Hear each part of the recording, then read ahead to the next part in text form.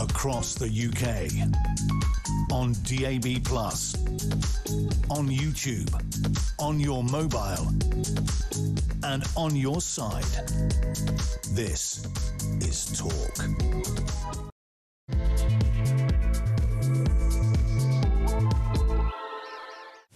Yeah, good afternoon. Welcome. It is the home of common sense. Thank you to Alex. She's back tomorrow, of course. Lots to get through. Fury has erupted after Andy Burnham insists that Labour's plan to stop the boats is working. This is a complete cast iron lie, OK?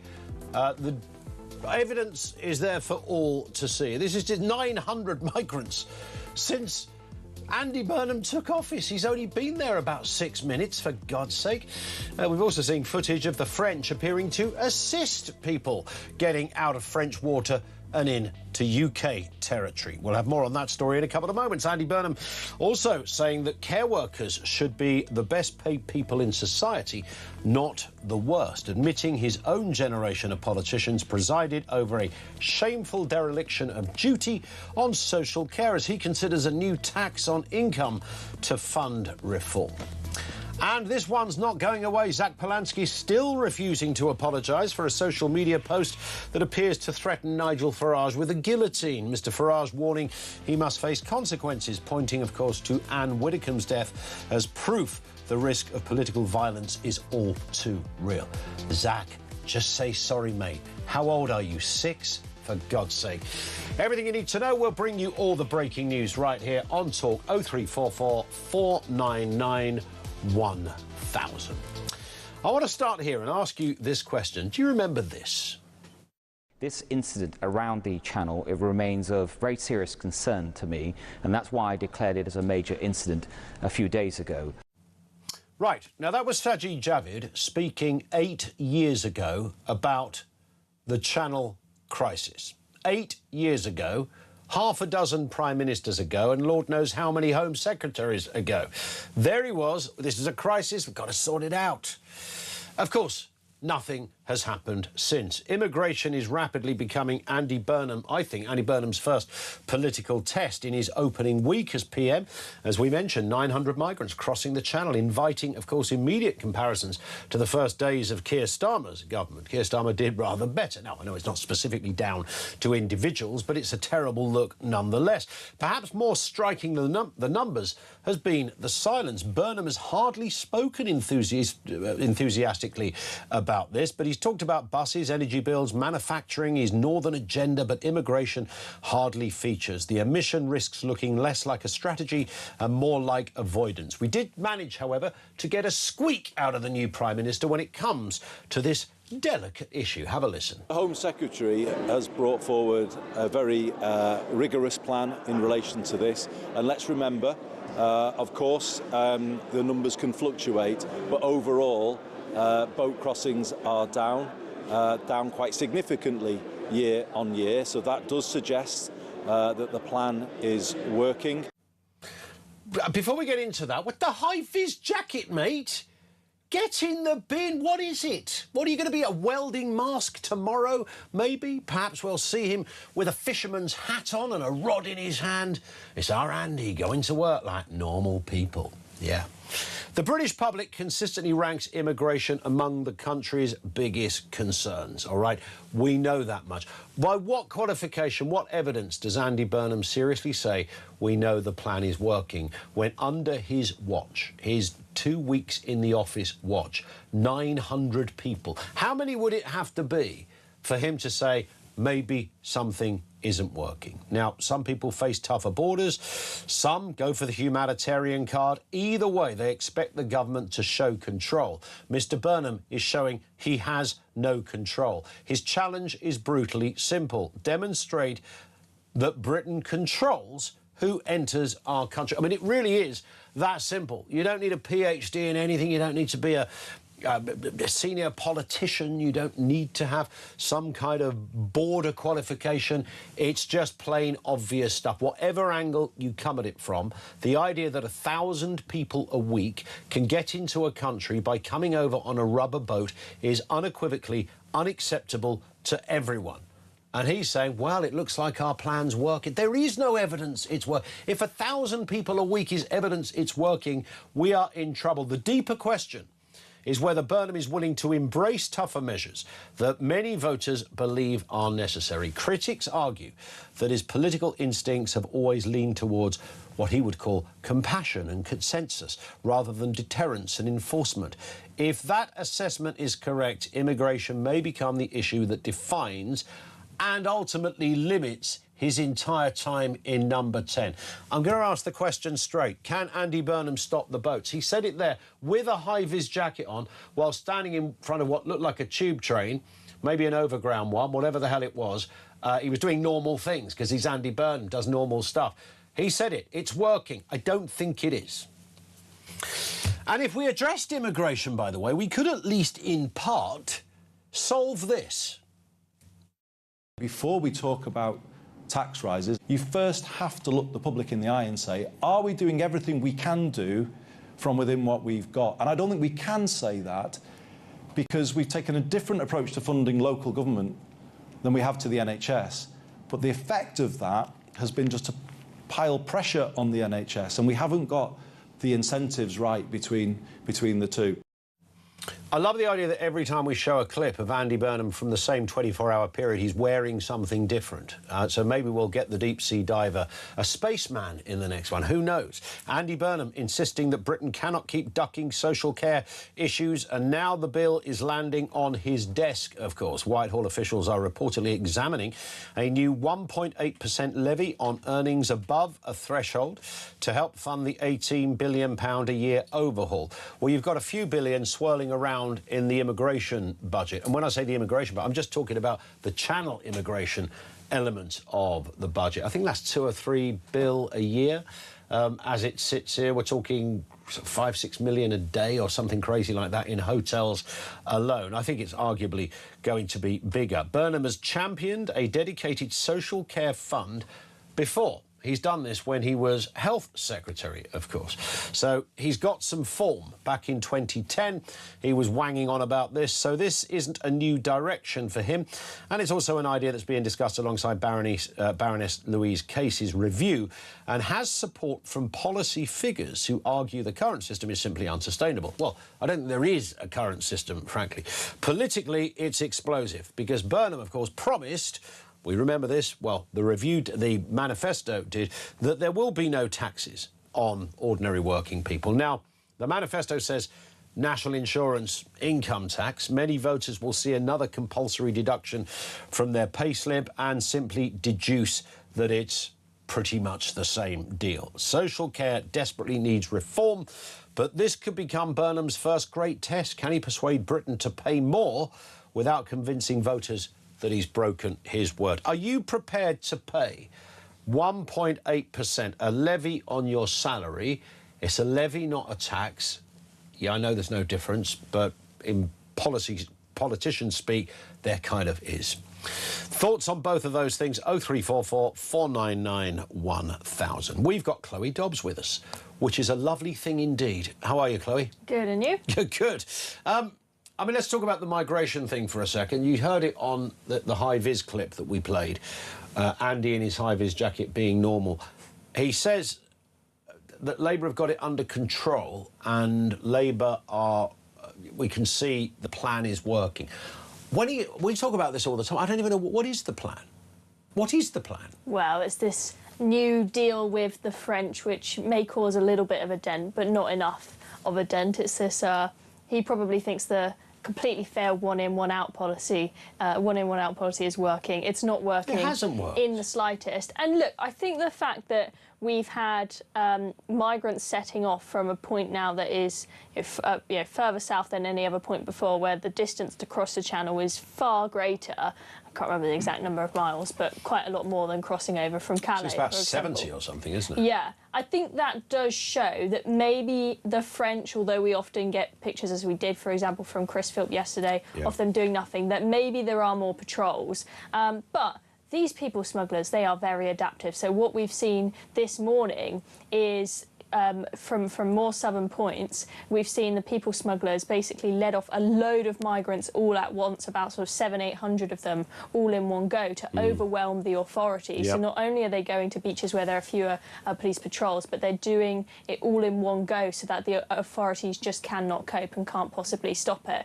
These people are very, very adaptive. And also, look, it's always hard to tell what is weather, what is government policy with fluctuating migrant crossing numbers. But even if it is working a little bit, this plan, because the figures are a bit down on last year, it's not quick enough. What we want is, you know, like they had in Australia, where Tony Abbott was able to stop the boats completely in a few weeks. And if you took the issue seriously, like it was an emergency, you could do that. And if you left the ECHR, for example, because you saw that the threat to our national security, I mean, we've had all sorts of stories about Iran smuggling agents in, for example, across the channel. It is a serious issue, not just because of cost to the taxpayer, but because of national security. You could stop it in a very short space of time. But Andy Burnham thinks, well, you know, if it's a slow burn and gradually they drop over the space of 10 or 20 years the number of boat crossings, that's all right. I mean, the reality is, even if you stop the boats completely now, we've still got a heck of a lot of work on our hands and a heck of a lot of cost on our hands with regards to all the illegal migrants that are already here in the country. Well, right. I mean, that's the problem. I mean, so far, bearing in mind, he's talking about a success, you know, that we're in the right direction. This year, over 13,000 people have broken into this country by arriving on a small boat. Now, because we talk about this all the time, we get so used to these numbers, suddenly you have to take a step back and go, imagine being transported back to, I don't know, the 1980s and sitting in a pub with ordinary people and explaining that in half a year, 13,000 people rode over the English Channel and got residency of some form in the UK. They would not believe you. They go, what? 13? You mean 13? No, 13,000. I mean, it's a massive figure. But because we read it and see it so often, we've sort of got used to it. Now, I know it's down on the previous year, but I cannot, whatever way I slice this, I cannot see for love nor money this is down to some amazing Labour policy that is, you know, they do go up, they go down a little bit. There's lots of reasons. It looks as if they're going back up, though, now. That's the thing. Well, as I said, even if their policies are working, it's only a matter of time before these people smugglers adapt. If they're not taking really serious, really strong action to completely stop the boats, this is what will always happen. I mean, one of the ways we sort of ended up with the boats is because there started being more of a crackdown on the lorries, because remember, it used to always be the lorries before, then the smugglers adapted and switched to the boats instead. So, you know, don't underestimate how, you know, how savvy these gangs will be that are, you know, stand to make millions and millions out of this, you know, very, you know, dangerous trade that they're operating. So, yeah, and what I think is, you know, you're right. If you said 13,000 people come across the channel many years ago, everyone would say that's crazy. So just because 45,000 was the peak doesn't mean that anything below that is a success. And the way I see it is, when we see a story saying, oh, you know, 1,000 people or close to 1,000 people have crossed the channel on this really hot day, I think, how many hotels is that? I mean, how many, you know, some of these hotels, you know, it's like a couple hundred people that you fit into a hotel, and I think, oh, well, that's 5 more communities potentially that are now going to have their livelihoods ruined just because of one day of channel crossings. I mean, it's unbelievable. And at the same time, while this was all going on as well, the Shadow Home Secretary, Chris Philp, he's out there doing an interview on the channel. You saw this, crazy. He's doing an interview, oddly, with my former producer, Michael. So they're on the channel doing this interview, and Michael's a big lad, you know, he wouldn't have been shocked by this. And some mad Frenchman starts firing his gun from a... It's like an episode of One Piece in the channel at the moment. You've got people coming over on boats, you've got a Frenchman... What's happening over there? I know, it's absolutely bonkers. It's absolute chaos, and look, whether they were warning shots or they simply failed to tell people on the VHF that they were doing a training exercise. Just wait for a giant octopus to come out and grab somebody. I know, it was just wild. I mean, I would have been pretty freaked out if I was Chris Philp on that boat there. And suddenly hear gunfire. Gunfire. Gunfire, I'm told, that even if you've never heard gunfire in your life, something in the human system is very distinctive, as distinct from a firework or something. You just know it's gunfire. Something in our lizard brain says... I'm terrible at that. Often I hear fireworks and I think, oh my gosh, someone's shooting a gun. And then someone tells me, no, that was fireworks. Chloe, calm down. It's just a Mad Catherine wheel. But, I mean, the reporter said they're trailing something behind them, which suggested maybe it was a training exercise. If that, I mean, I'm no expert. I think they're meant to tell the British. I mean, it's not like we don't know the French. It's not the North Koreans. I mean, the skipper. I'm pretty sure the skipper that he had there on camera is the same skipper that I had on the. When you did that Channel 4 documentary. You think it's the same guy? As soon as I saw it, I was like, I recognise that guy. I swear that is the guy. I think this just bloke. Yeah. It just went out there. There's a friend, and he just thought, I'm in the middle of the channel. I've got a gun. I might as well just like fire it off for a bit. give it a go.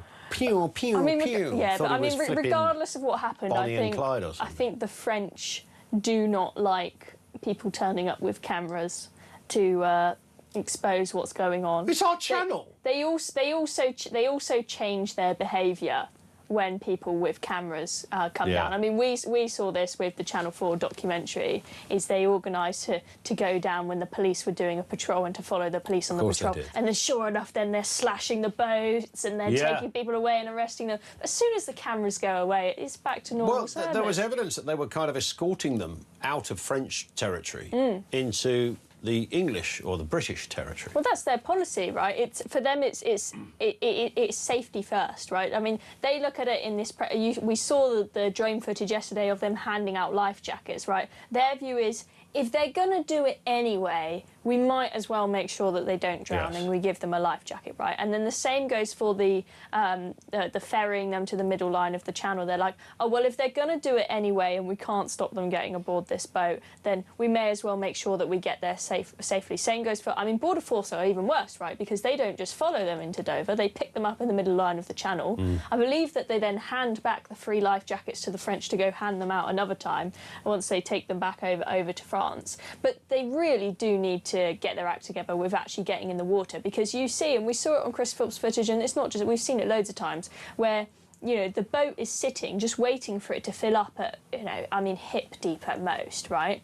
And we've tried to do deals with the French for them to get in the water, right? The French will sometimes slash a boat whilst it's still on land being put together, but once it's in the water... Hip deep is fine. I mean, I'm no nautical expert, but I'm sorry. We're worried that if we stopped it whilst it's already in the water at hip deep, that everyone's just going to drown and die, so it's not safe for health and safety reasons, right? It's such a cop-out. I mean, come on. So with all this in mind, can Andy Burnham solve the crisis? 0344 499 1000. We'll come back to his other initiative, which is it's not a taxation, it's a levy for your social care. Are you willing to pay? Details coming next.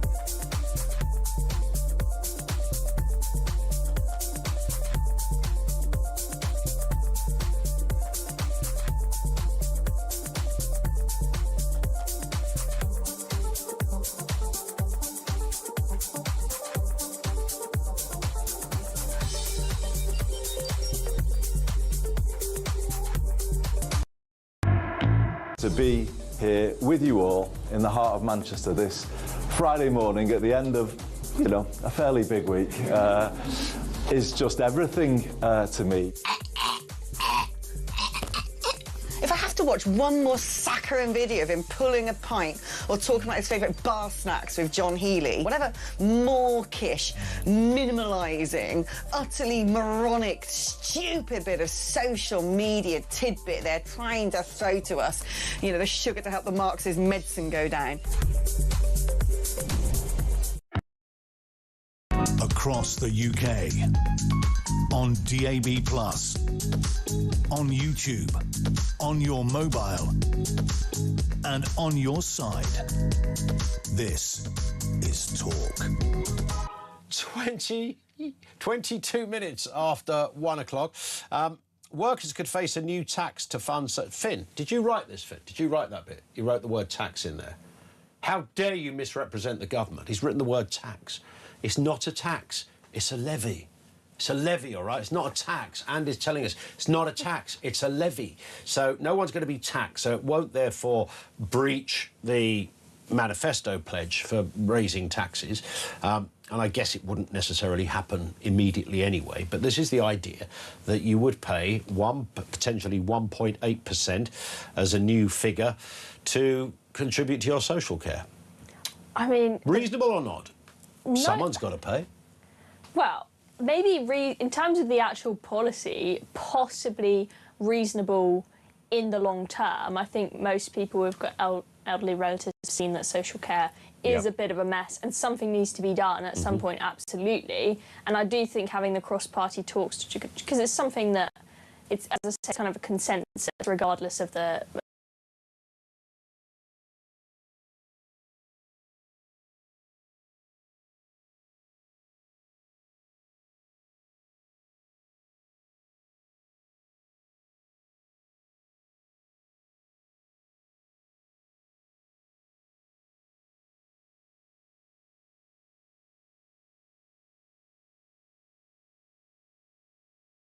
coming out. I mean, pretty much anything you earn over 50... I mean, there's basically no incentive to earn over 50 grand, to be honest, because once you've got, what, 40% income tax, often 9% student loan, national insurance, over half of it's going to... Why even bother, right? Then slap on top of this another social care tax, or levy, as he calls it, and it just means that the incentive for people to, especially wealthy people, to stay in the UK is incredibly low, and the people that stay here, the incentive for them to work harder. I mean, when I was younger, I thought, oh, I want to run a big business, I want to be a millionaire, and nowadays I think...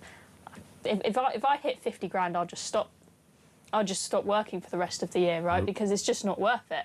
So because of all the extras that come up, but someone's got to pay for social care, haven't they? Someone's got to pay for it, and we haven't got the money. We've kidded ourselves that we've got the money. We haven't got the money, and the way to get the money is not to just keep taxing people to death, because it's not working. I do think that we're past that peak of the Laffer curve now, where it's not the case that you can just keep on squeezing more and more money out of people. You have to grow the economy first. So Andy Burnham should be saying, I want to sort out social care, I want to have a national social care service, or whatever version of social care it is, and I'm going to put in X, Y and Z policies to grow the economy first that I think will increase tax receipts enough to, in a few years' time, be able to start providing this, right? But it's this short-termism and this economics ineptitude from these people who just don't get how basic maths and basic human behaviour works. Let me just play you this as well, because this was just a delightful moment. But we are asking the question, are you prepared to pay social care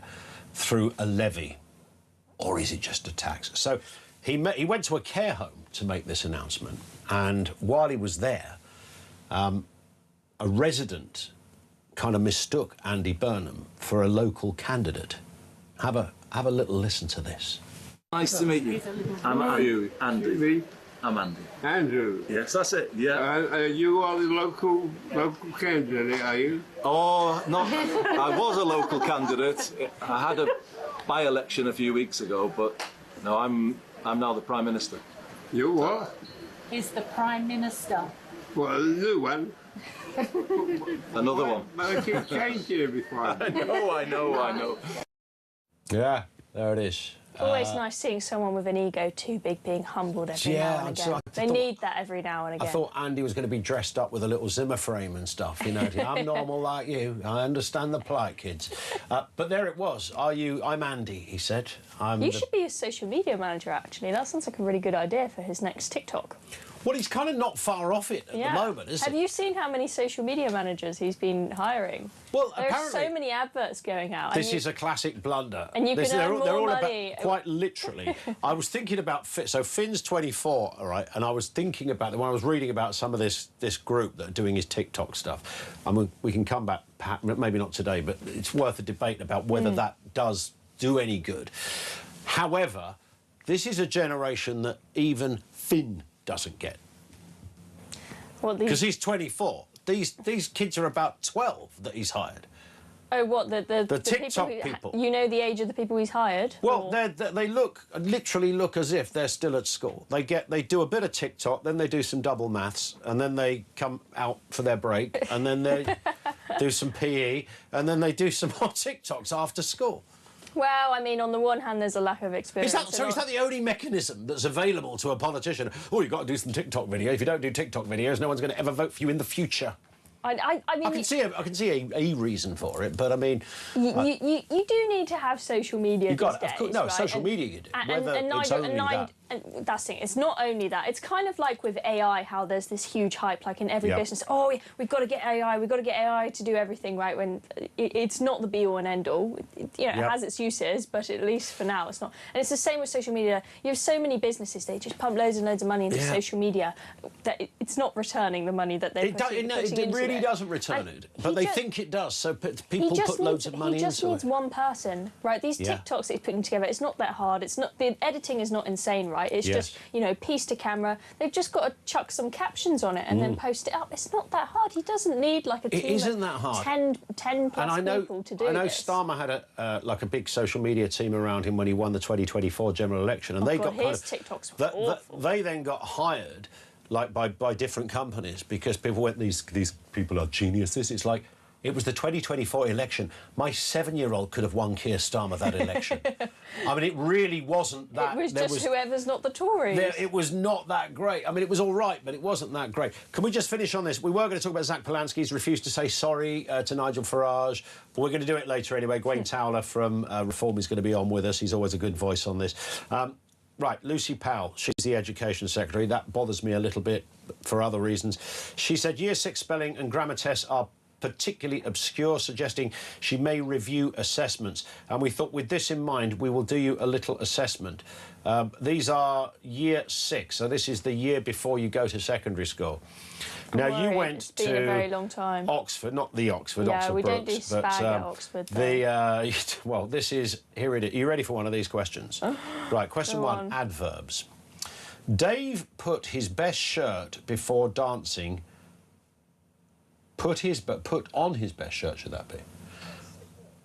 Dave put on his best shirt before dancing energetically.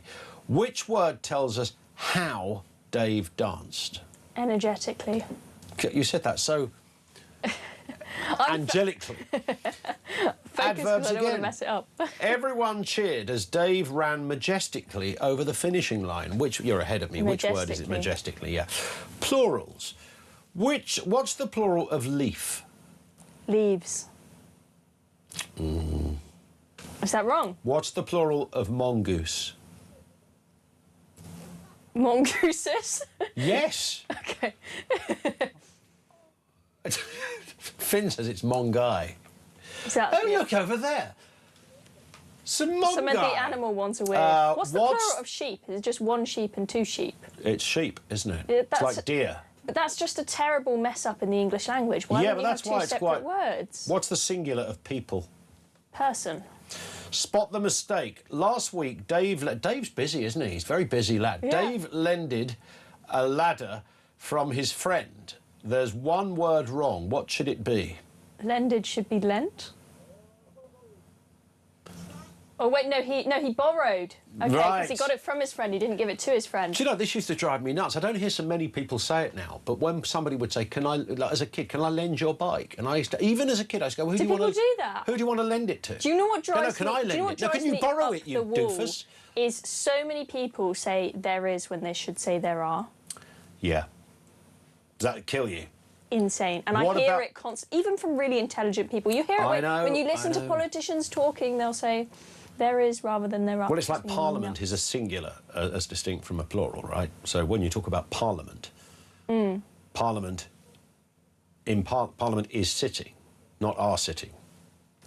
Yeah, I always find it, when you talk about the government, it's very easy to say the government are doing this and this initiative, because you're referring to the people in the government, and it feels weird to say is, even though it's technically correct. Final one for you, Chloe.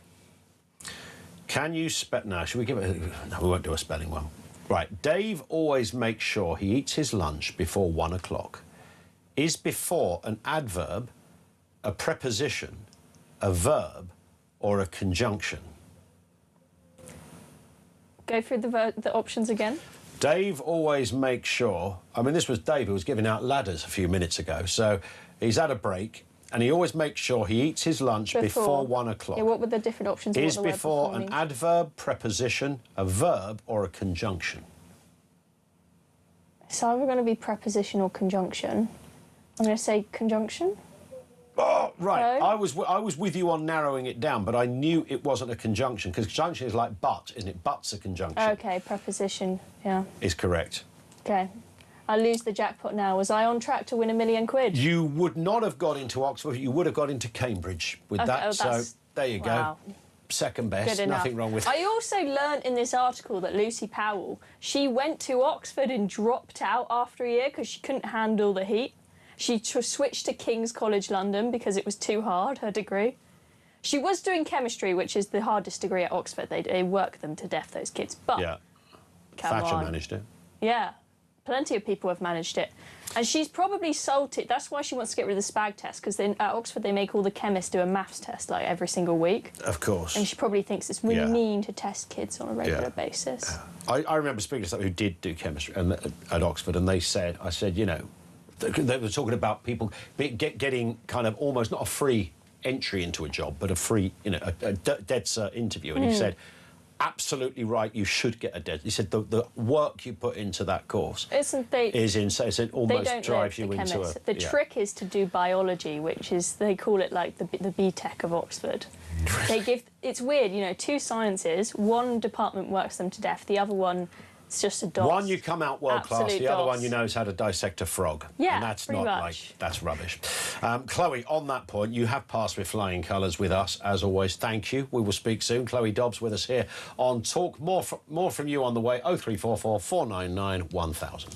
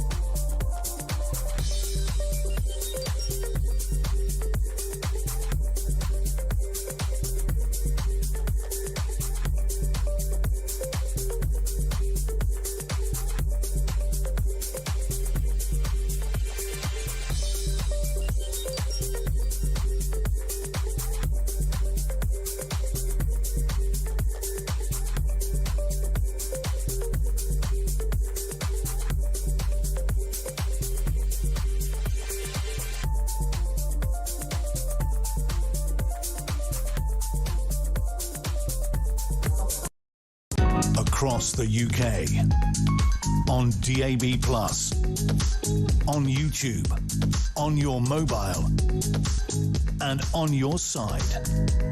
This is Talk. It is Talk. 0344 499 1000. So let's get into this story. I find it fascinating that Andy Burnham has claimed some kind of, you know, almost Labour victory on behalf of his party, saying, you know, look, whatever Labour's plans are for immigration, I'm not absolutely sure he even knows, but he's suggesting whatever it is, it's working. This is despite 900, just think about that figure, let it settle for a second, 900 migrants coming over since Andy Burnham has been in power. And you don't really need a calculator to work out that he's been in power about 2 weeks and a couple of days.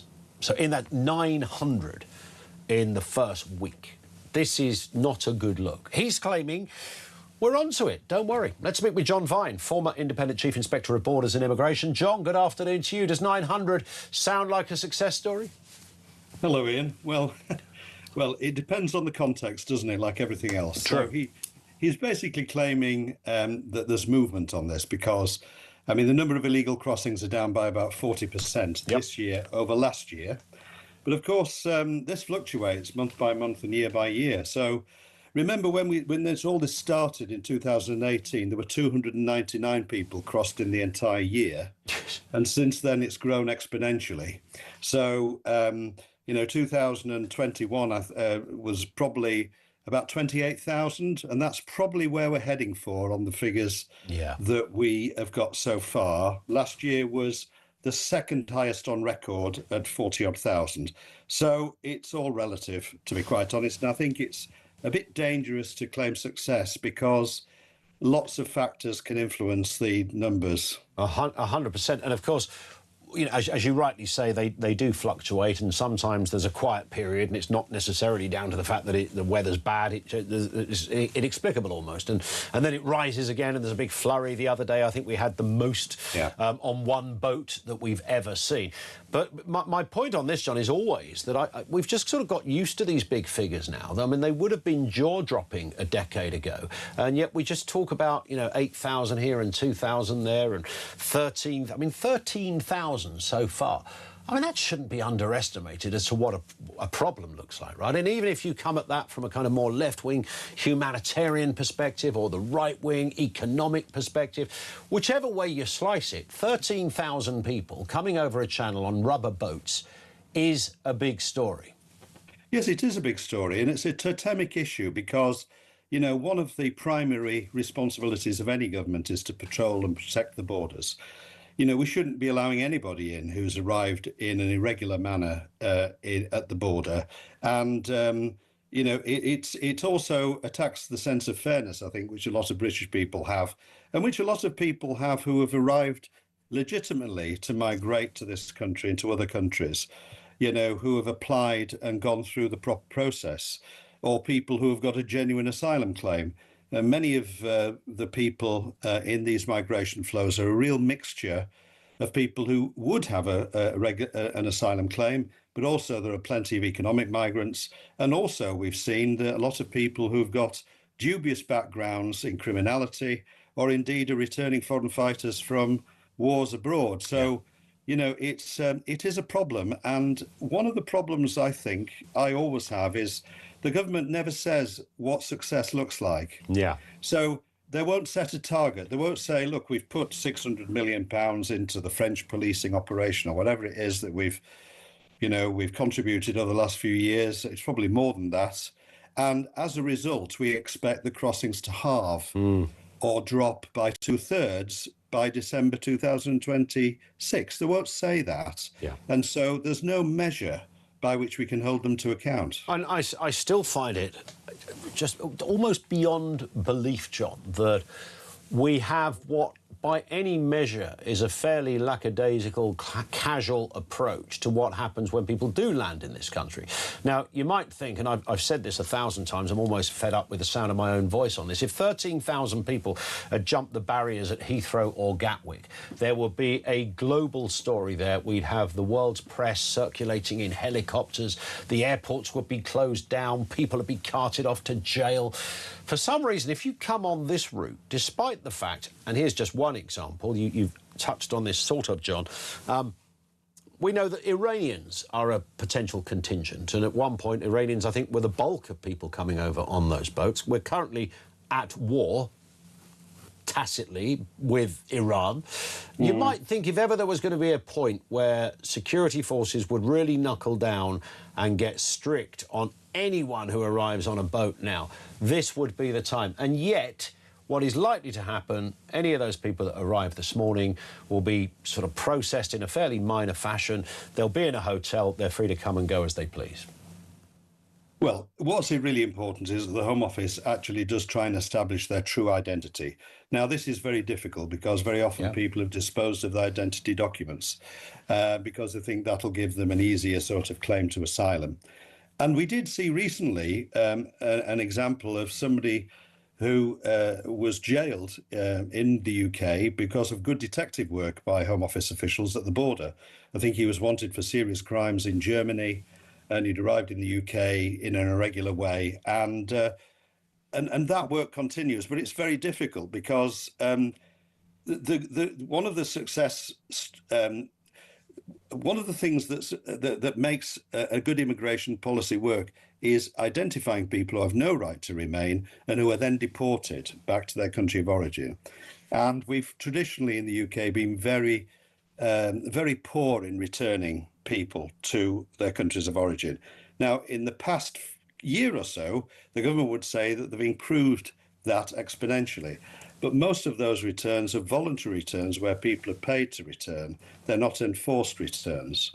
Yeah. And so establishing identity and then removing the people who have no right to remain in the UK is a very important part of what any government should be doing. What is your instinct, John? Just a final point, tell you as somebody who knows this territory well. We played a clip at the beginning of the programme. You wouldn't have heard this bit, but it was Sajid Javid back in 2018. You'll remember it from the time, talking about what a crisis this is and we're going to solve it and we're going to... I think he went on to say we're going to send the cutters in and drones and submarines and parachutists. I'm slightly over-egging it here, but you take the point. This was 2018. The numbers didn't look like this, but he called it a crisis or something similar at the time. And here we are, several prime ministers later, several home secretaries later. The story hasn't changed a bit. Is it likely to change in the next year?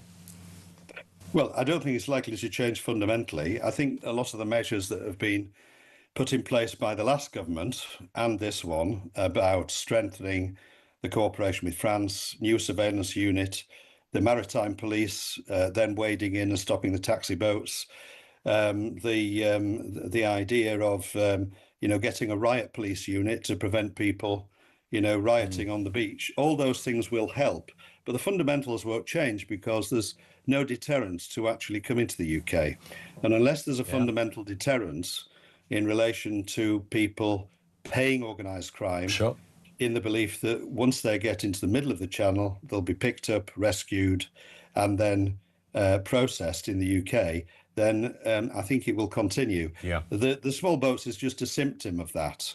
Even Macron mentioned this, didn't he? But even he said if you don't get rid of the pull factor.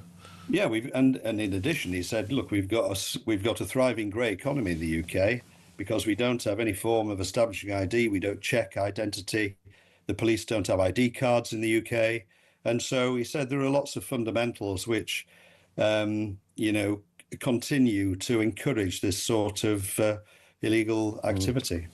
Just a very final point. I was just looking at this story of the judge who's accused the Home Office of using bogus AI evidence to support its case against an asylum seeker's claim to remain in Britain. So this was the Home Office who rejected a Moroccan woman's claims. They cited the country policy information supposedly confirming that it was safe to return to Morocco, and her point was that she'd fled after being forced into underage marriage, rape, claiming asylum out of fear her husband would kill her. And the Home Office are accused of cooking up evidence. Now, whilst we'd like to see the Home Office get very strict and robust on this stuff, we don't really want to see them just using AI because they're a bit lazy and can't be bothered to fact-check their own work.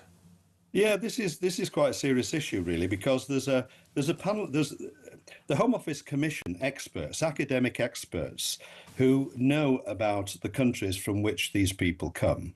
And the idea is that they put together a country of information report which actually assists the judge in deciding whether the claim that, for example, that perhaps the claimant is of a certain religion, and they say, if I go back to the country of origin, because of the circumstances in that country, I'm more likely to be at risk, and therefore I should be granted asylum. If that accurate report is not accurate because AI has generated, a story which can't be substantiated, then that strikes at the heart of the credibility of that process that the Home Office relies upon. So I think the Home Office will be looking at this very seriously because, it's important that those documents are absolutely accurate in helping the judiciary either grant asylum or otherwise.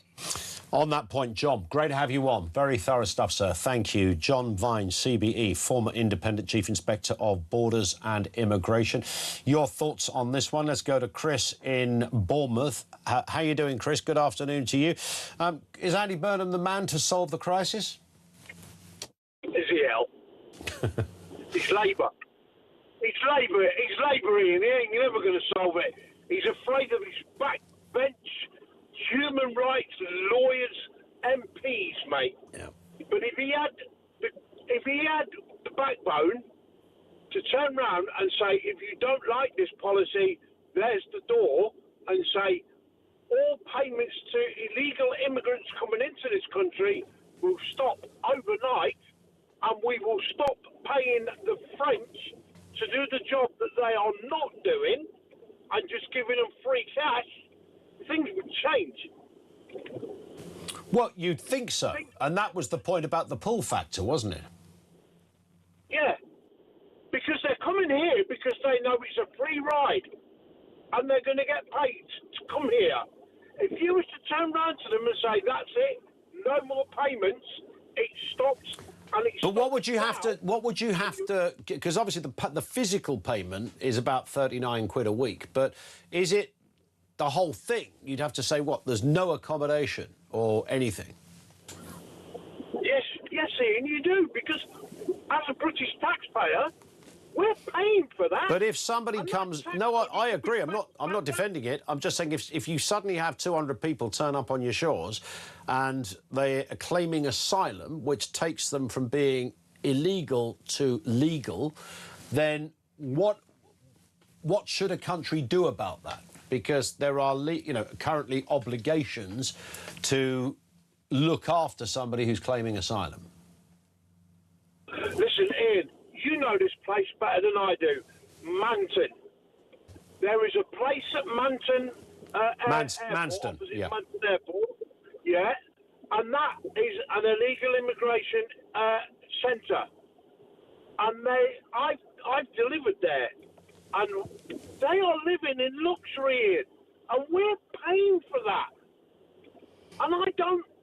Why should I pay my hard-earned tax money to somebody that isn't even got a connection to this country? Well, I think the wider question, or the more legit question, if you like, in that respect, because you're right, Chris. I mean, the idea that we pay for something and there is a beyond reasonable suspicion that not everybody on those boats is escaping a war zone, I think we already know that.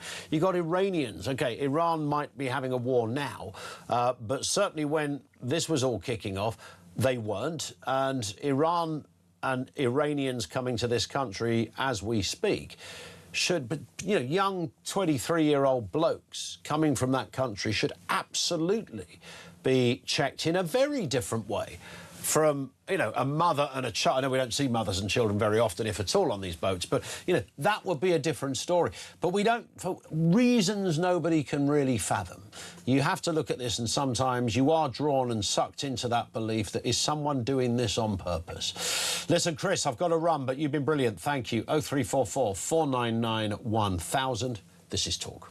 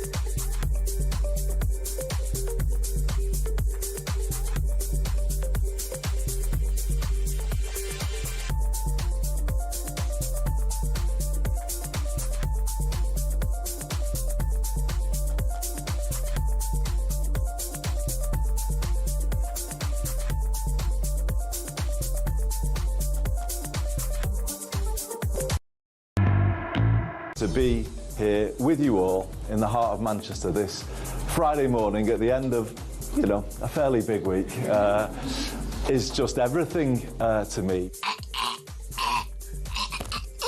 If I have to watch one more saccharine video of him pulling a pint or talking about his favourite bar snacks with John Healey, whatever mawkish, minimalising, utterly moronic, stupid bit of social media tidbit they're trying to throw to us, you know, the sugar to help the Marxist medicine go down. Across the UK, on DAB+, on YouTube, on your mobile, and on your side. This is Talk. Simon in Devon, wider point, I suppose, about Andy Burnham, says, Ian, to be fair, Burnham is certainly coming out with a lot of potential policies in his first 10 days in office, which begs the question, what the hell was Keir Starmer doing? That's a very good point, actually. I mean, there's a lot of stuff he has looked at. I mean, too early to say what happens. You think, where was the previous administration for 2 years? What the hell was he doing, says Simon. That aside, whoever sorts out the illegal and legal immigration problem will ultimately win the next general election. It is an open goal for Burnham if he wants to take it. I really fail to see why he won't sweep in and take full control of the situation and put the problem to bed once and for all. This would also put the Tories and Reform to bed once and for all. Immigration is the undeniable problem of our era. The rest is pure noise. Have a great day. Absolutely bang on. I sense he's working on the basis that more people... Because when you start getting strict on immigration, to most right-minded people, you think, you know, well, that's a good thing, right? Most people want that. Even people that I know, and we have plenty of people who call us, who are legit immigrants to this country, also feel very strongly about it because they're legit and they work and they've done all the right things over the years. It might go back to the 50s, 60s, 70s, 80s, whenever. But people who've done the proper route and the kind of people you would welcome into any country for that very reason. So many of those people are often more angry because seeing somebody try to jump the queue in that kind of way was not and is not still the ethos and the purpose of a good immigration policy. There's nothing wrong with a good immigration policy. You need a good immigration policy. Otherwise, you know, go to the NHS and say, let's just get rid of all the people that aren't from here, then you'd be knackered. That's just one obvious example. So if you attacked it, you would think you would come out on top.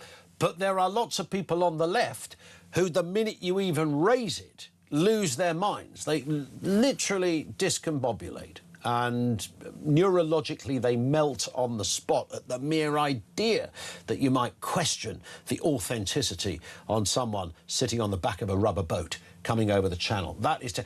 Burnham, I wonder if he's working on the basis that there's enough of that lot to keep him in a safe place. I tend to agree with Simon, however. Let's go over here to John in Rotherham. What have you got for us, John? Afternoon. Hi, Ian, how you doing? I'm good, thanks. Yeah, fire away. Good. Well, I live in John Healey's constituency, and always been a Conservative voter in the past and then switched to Reform like a lot of people did after the Tories cocked things up. Sure. And if I'm honest, you know, there's no way Keir Starmer and Lord Hermer were ever going to stop the boats. It was never going to happen. Yeah. And then when Andy Burnham was elected, well, not elected, that's probably the wrong word, when he was appointed as Prime Minister, I sort of thought, well, OK, I'll give him a chance and let's wait and see what he announces. And when you consider that most people, they want this immigration, they want this small boat issue stopping because it's getting out of control. And he said nothing at all about it until, I think, yesterday when he was pushed by a journalist. And the answers he gave were so wishy-washy. And I'm now thinking he's not going to do anything to stop this issue. And he had a fantastic opportunity. The first thing that he should have done when he took the PM job is he should have got a podium in front of himself and said, right, I'm going to stop this. I know how much it's causing sort of discontent in the country. I am going to do whatever it takes to stop this problem. And he's wasted his opportunity, and now I don't think he's going to do anything, if I'm honest, Ian.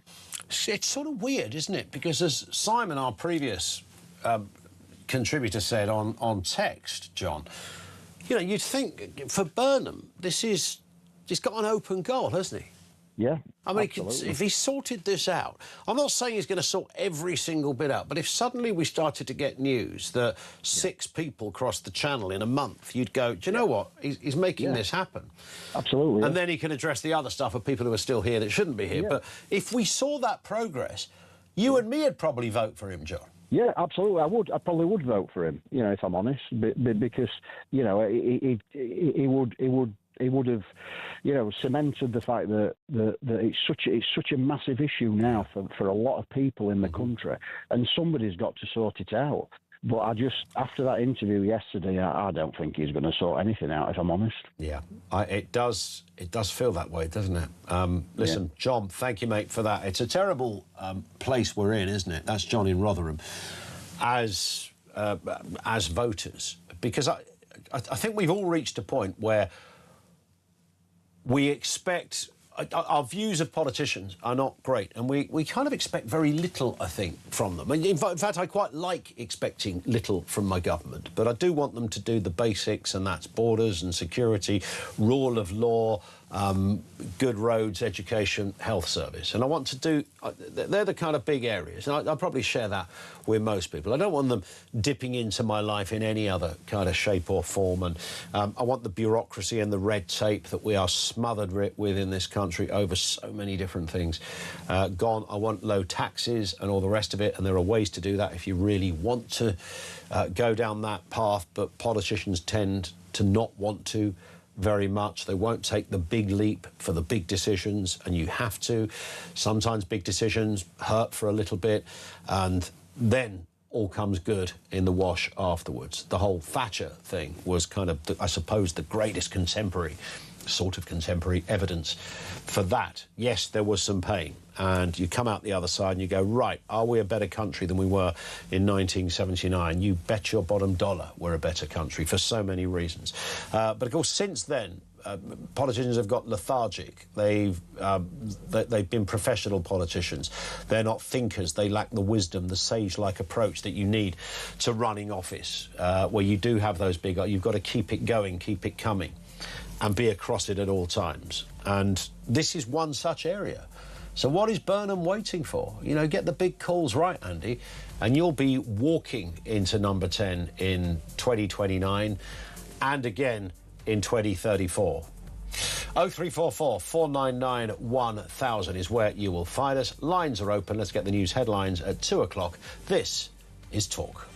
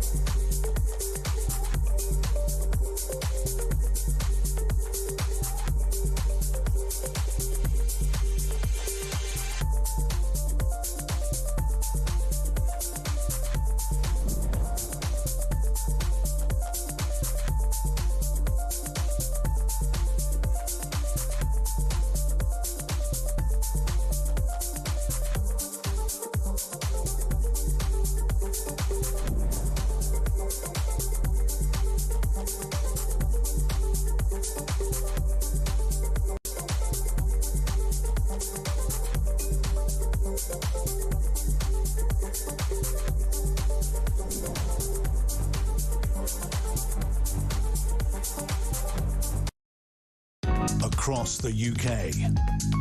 On DAB+, on YouTube, on your mobile, and on your side. This is Talk.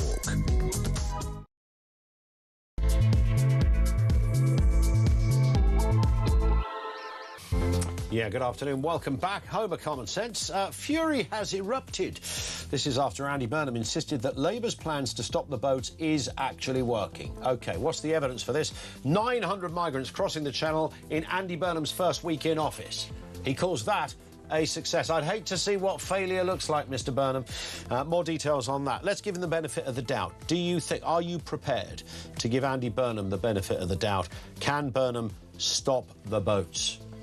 0344 499 1000. Elsewhere, the Prime Minister has said that care workers should be the best paid people in society, not the worst. I mean, you think about it, that kind of does make sense. People are going to look after your nan in old age. You couldn't throw enough money at those people, but they're paid appallingly.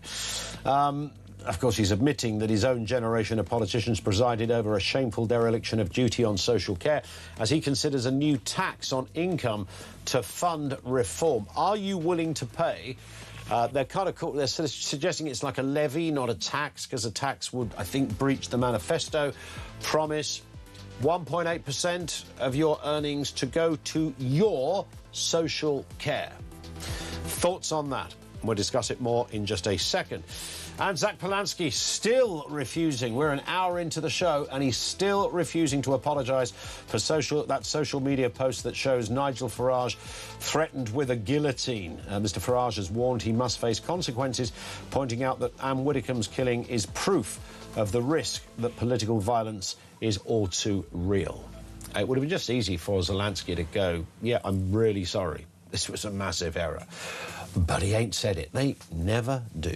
0344 499 1000.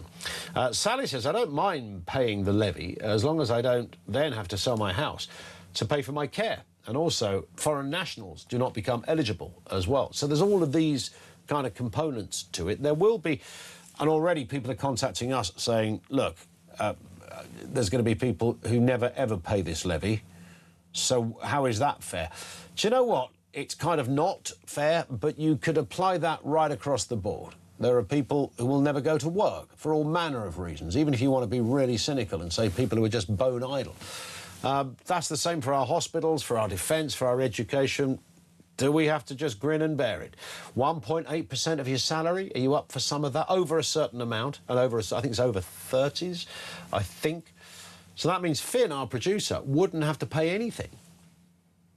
So, I mean, if Finn fell in a puddle on the way home and died or was put in a home, he'd have contributed nothing to his own care.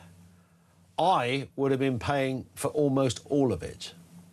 That's the argument against it. Who pays? 0344 499 1000. So let's move to this story then. Tories and Lib Dems, by the way, are said to be broadly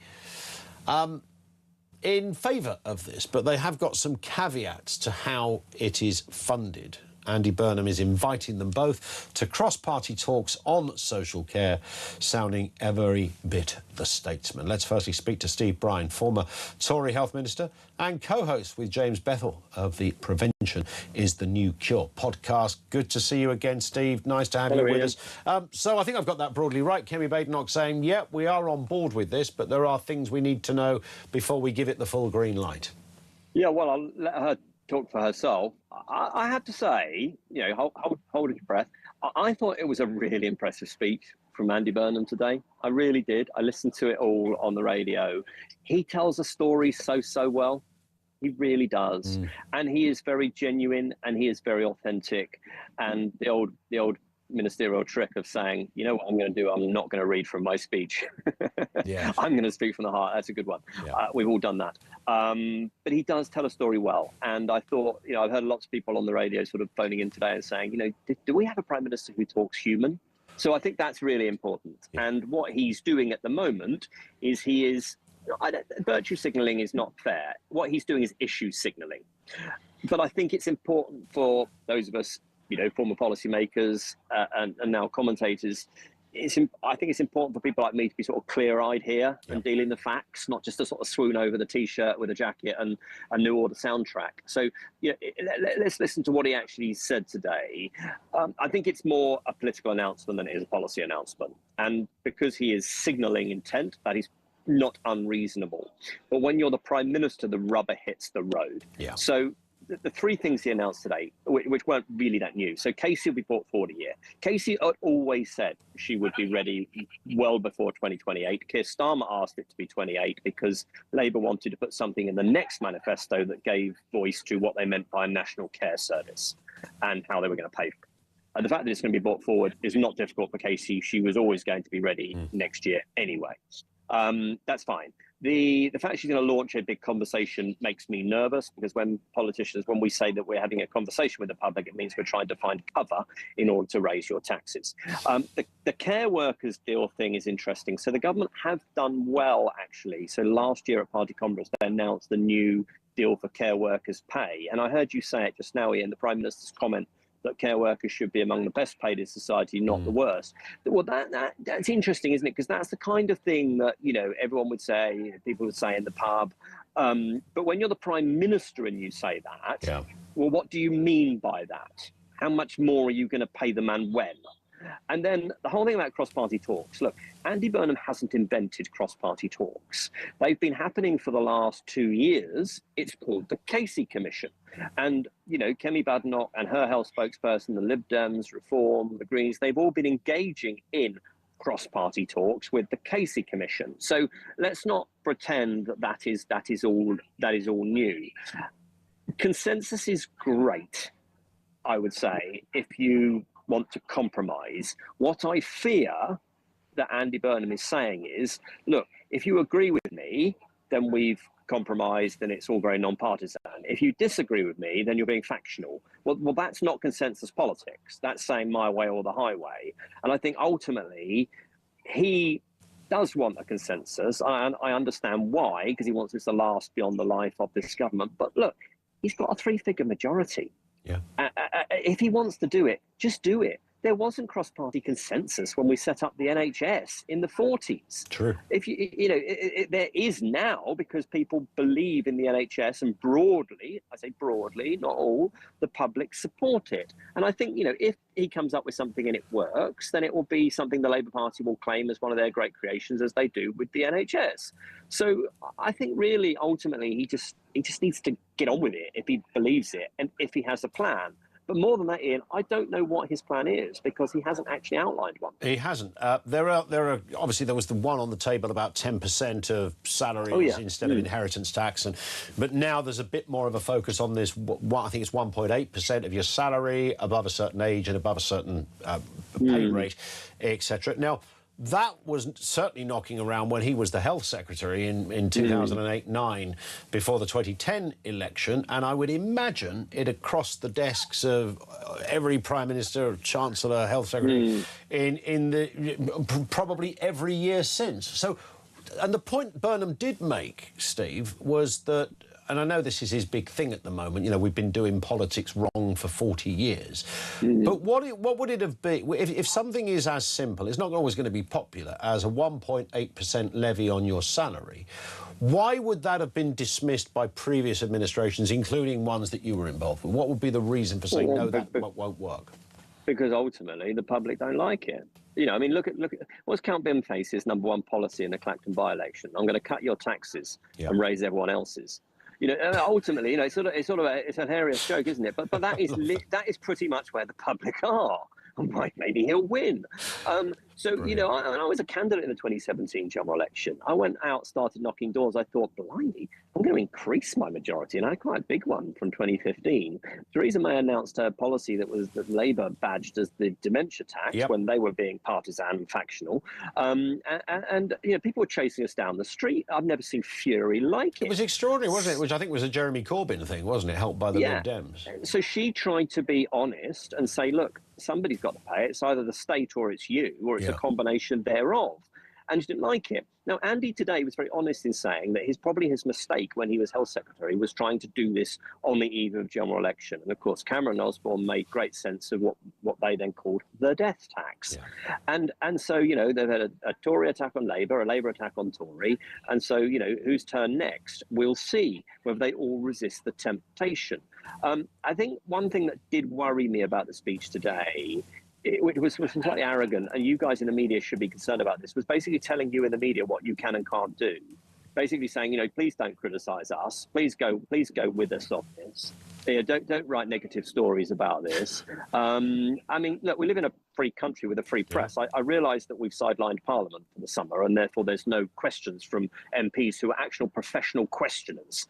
And that's really where I think Parliament should be involved here, because as a minister, you're made better by Parliament. You're made sharper by Parliament. And actually, I realise they think it's great that they're not in Parliament at the moment, being asked all these difficult questions by these pesky MPs who just happen to represent their constituents. But I think it's a problem for them. Just one final point. I don't like this demonisation of private investment in the social care sector. I think it's dangerous. Let's just say that we sort out the politics. Let's just say that we sort out the money. Yep. You then got what I think could be a supply side issue in social care. 95% of social care is provided by the private sector, under commission, some of it to the NHS and some of it direct pay by the public. If by National Care Service they mean that they're going to nationalise care providers as we nationalised hospitals in the 40s, then, well, 18 billion is going to look like a bit down the back of the sofa. So I really don't know who he thinks is going to provide all this provision if you're going to demonise private investment in the care sector, who can go anywhere else and will. And the same is true of the 100,000 vacancies in the care sector. Ultimately, there's a race to the bottom of immigration policy, but we need people who's going to pick mum up when mum falls on the floor. And there's a lot of vacancies in the care sector right now. So there's huge issues, but credit to Andy for putting his heart on his sleeve today. He came across really well. Just having lunch here where I've come out to talk to you with a group of clients who was saying, you know, look, I'll maybe not be a Labour voter, but actually, you know what? I think he came across well, and I hear him, and I like the cut of his jib. Yeah. There's a lot to be said for that in politics. Indeed, and that seems to be the card he's going to continue to play. How long does it last, of course, I suppose. Steve, thank you. Great stuff from you, sir. Thank you. Steve Bryan. He's a former Conservative health minister, and that kind of cross-party sort of tacit doffing the cap to opposition seems to be a bit of a thing. But we are only on week sort of 2 or something like that. Let's speak with Professor Steve Patton, industrial economics. Sorry? I must have given him a different name there without realising. David Patton. Actually... Well, listen, I'll call you Professor, of course, because that's the thing you earned most in your early career. So listen, Andy Burnham, he's got his... he's got his ducks in a row-ish. He's talking the talk, as Steve Bryan just said. You know, he's coming across as a likeable chap, and, you know, he's telling real-life stories with real-life people around him. It all sounds rather good. Ultimately, of course, politics at this sort of level does come down to pounds and pence, right? It's who's going to pay for it. Can it be paid? Can you win people over, as Steve Bryan was just saying, and all that goes with it. So it's largely going to be an economic argument. To some extent, I think there's 2 separate issues, and as Steve said, we haven't heard much on the detail, and that's when I think we'll really get to be able to test Andy Burnham. The first issue is how you deliver care. So there's various ways of doing it. We essentially now have a welfare provision where people on lower incomes, means testing and will get free care. The alternative is some sort of insurance scheme where you may cap the amount of care that you're liable for. And this was the conclusion of the Dealnot Commission a few years ago. Andrew Dealnot, a well-known economist, proposed this as a way of sort of preventing really high levels of payout from people. And then the third approach is this sort of broad, universal public service, a bit like the NHS. And that seems to be what Andy Burnham is signalling here. Now, there's pros and cons for all of those because they're dealing with different types of issues, but there is a link to the money. As you said, that's where it comes down in the end. And the big difference between the sort of Dealnot proposal for some sort of insurance, but where you're still liable for, say, the first 30 or 40,000 pounds of your care, is your cost. So to move to a universal public service, which is a little bit like they have in the Netherlands, is very, very expensive. So at the moment, we pay about 1.8 or so % of GDP on care. In the Netherlands, it's more than double that. Wow. Now, you know, there's of course a case for that, but then we come to, well, how are we going to pay for it in a world where people feel they are overtaxed and people feel that tax is a drag on economic growth? And that's the big issue. And I think that's where we'll see the test of whether the public will really accept the sort of proposals that Andy Burnham is suggesting. Yeah, and unfortunately we're living in a pretty high tax regime, not specifically in the example you gave, but overarchingly, we pay a lot of tax, and there are a lot of different taxes out there. I know there are countries that pay more, but their systems are perhaps set up differently. There is a sort of an overarching sense, I guess, David, that we pay a lot of tax and we get very little back, and people don't mind paying a lot of tax if they get quite a lot back. So if everything is tickety-boo and perfect, that's fine. So when a politician comes on and says, oh, I've got another tax, you can call it a levy, call it whatever you like, but if someone's going to take 1.8% of your salary, that's a tax. Now, the reality is, someone's got to pay this. The money isn't there in any other way. The government doesn't, as they always say, the government doesn't have any money, they only have our money. So what is it, a case of selling it? Is that what this comes down to, a cushion? I think it's laying out the choices to the public, because there are different models which would have more or less public expenditure. So, for example, going back to the Dilnot Commission proposals, that would have a much smaller increase in public expenditure. Now, that wouldn't provide as much provision in that people would still be expected to pay for some of their care, but of course the tax increase would be less. So I'm a little bit sceptical about consensus and consensus politics in this area. I think a consensus that we need to do something to improve social care is great. Actually, we've seen in the past with sort of COVID and all sorts of other policies, consensus is not necessarily the best way to coming up with the best policy. I think laying out the costs and benefits of the different choices is actually a more honest and better way of going. And if that means we have a ding-dong political battle, that's probably all the better for it. So, we've got this choice of how, the model of how we provide social care, along with consequences of expenditure, and we need to lay that out. Now, when it comes to the expenditure, as you say, people sort of are sceptical because they don't think they're getting something back for it. It may be in this case, it's a really sensitive issue, and if they feel this issue is going to be sorted out, they're not going to have to sell their home to pay for care, this may be where you can sell a tax increase. But as you said, this is would be a tax increase. You can call it a levy. You had sort of national insurance, which previously was meant to pay for as some sort of insurance scheme. It's really goes into general taxation, and I think you can see that happening with this proposal here, and people aren't daft. So if you want to sell it as a tax, be honest with people and see what the reaction is. And I suppose with this specific idea, you could, I suppose, sort of hypothecate it and say, actually, that this is your own kind of fund, as it were. I don't know how complex that would be. That they might sort of notionally sell it in that kind of way, but as you rightly say, like your road tax and all the rest, it all goes into one old big pot, and they work it out from there. But the other problem you have with a social care levy or tax, of course, is it's not particularly tangible, is it? It's not like you can say, OK, if you pay this money, all your potholes will be fixed within 6 months and you'll be able to see it. This is asking someone who might be 31 that, pay this money every single year, and then when you're 90, you might see the benefits of it. So it's quite difficult in that respect to see a return on your buck, as it were. Yeah, I think you can hypothecate in principle and say this will go to care. I don't think you can do that personally. No. So you're essentially saving up for your personal care, because, of course, we can do that anyway. The whole point of this is to sort of socialise things so that you would pool. So those who earn more money would pay more and contribute to the care of people who have less money. That's the sort of proposal that's on the table here. What you could do, I think, is move to a system where your contribution is capped to a certain level, and that would make it more likely that people will be able to get personal insurance for the care to which they're exposed. Because one of the problems at the moment is getting insurance for your personal care is really difficult, because we have a situation where a very few people have to pay a huge amount in care, and we can't necessarily predict who that's going to be. So insurance markets find it very difficult to deal with that sort of situation. It's why health insurance can be very difficult. So that's where the government could step in and say, well, we will limit your exposure so that you won't be having to pay, hundreds of thousands of pounds to care. And on that basis, I think it would be more possible to get private insurance. So there are different models that I think can be explored.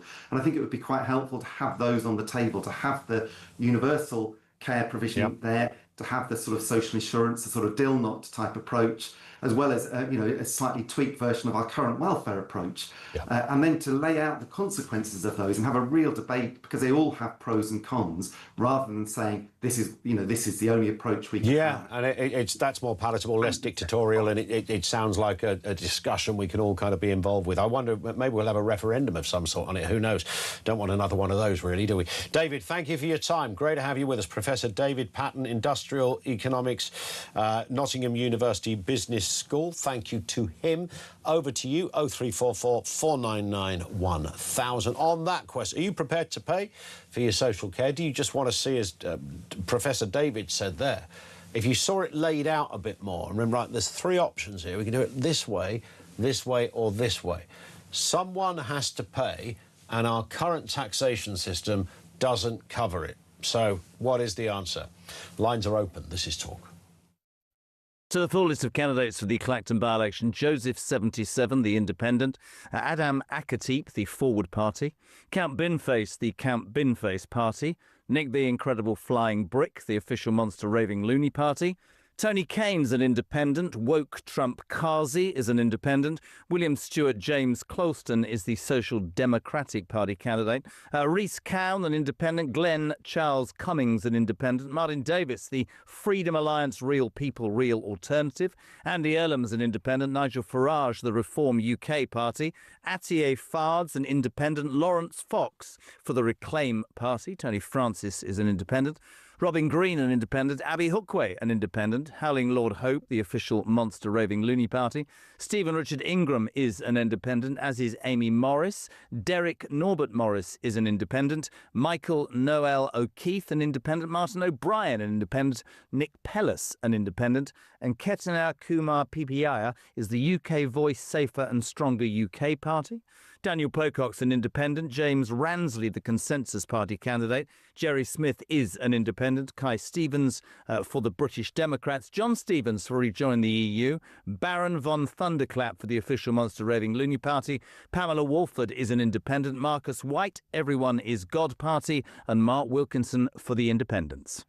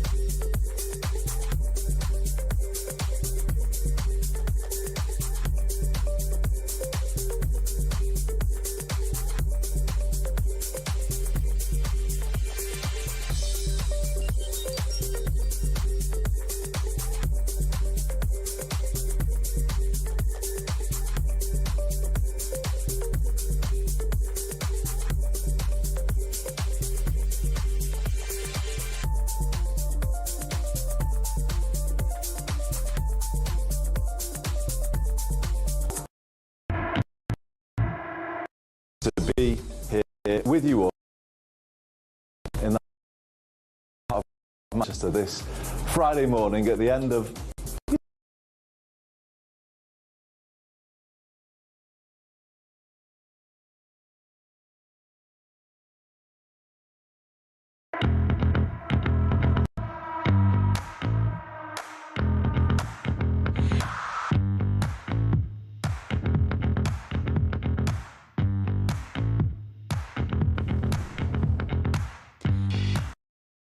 across the UK, on DAB+, on YouTube, on your mobile, and on your side.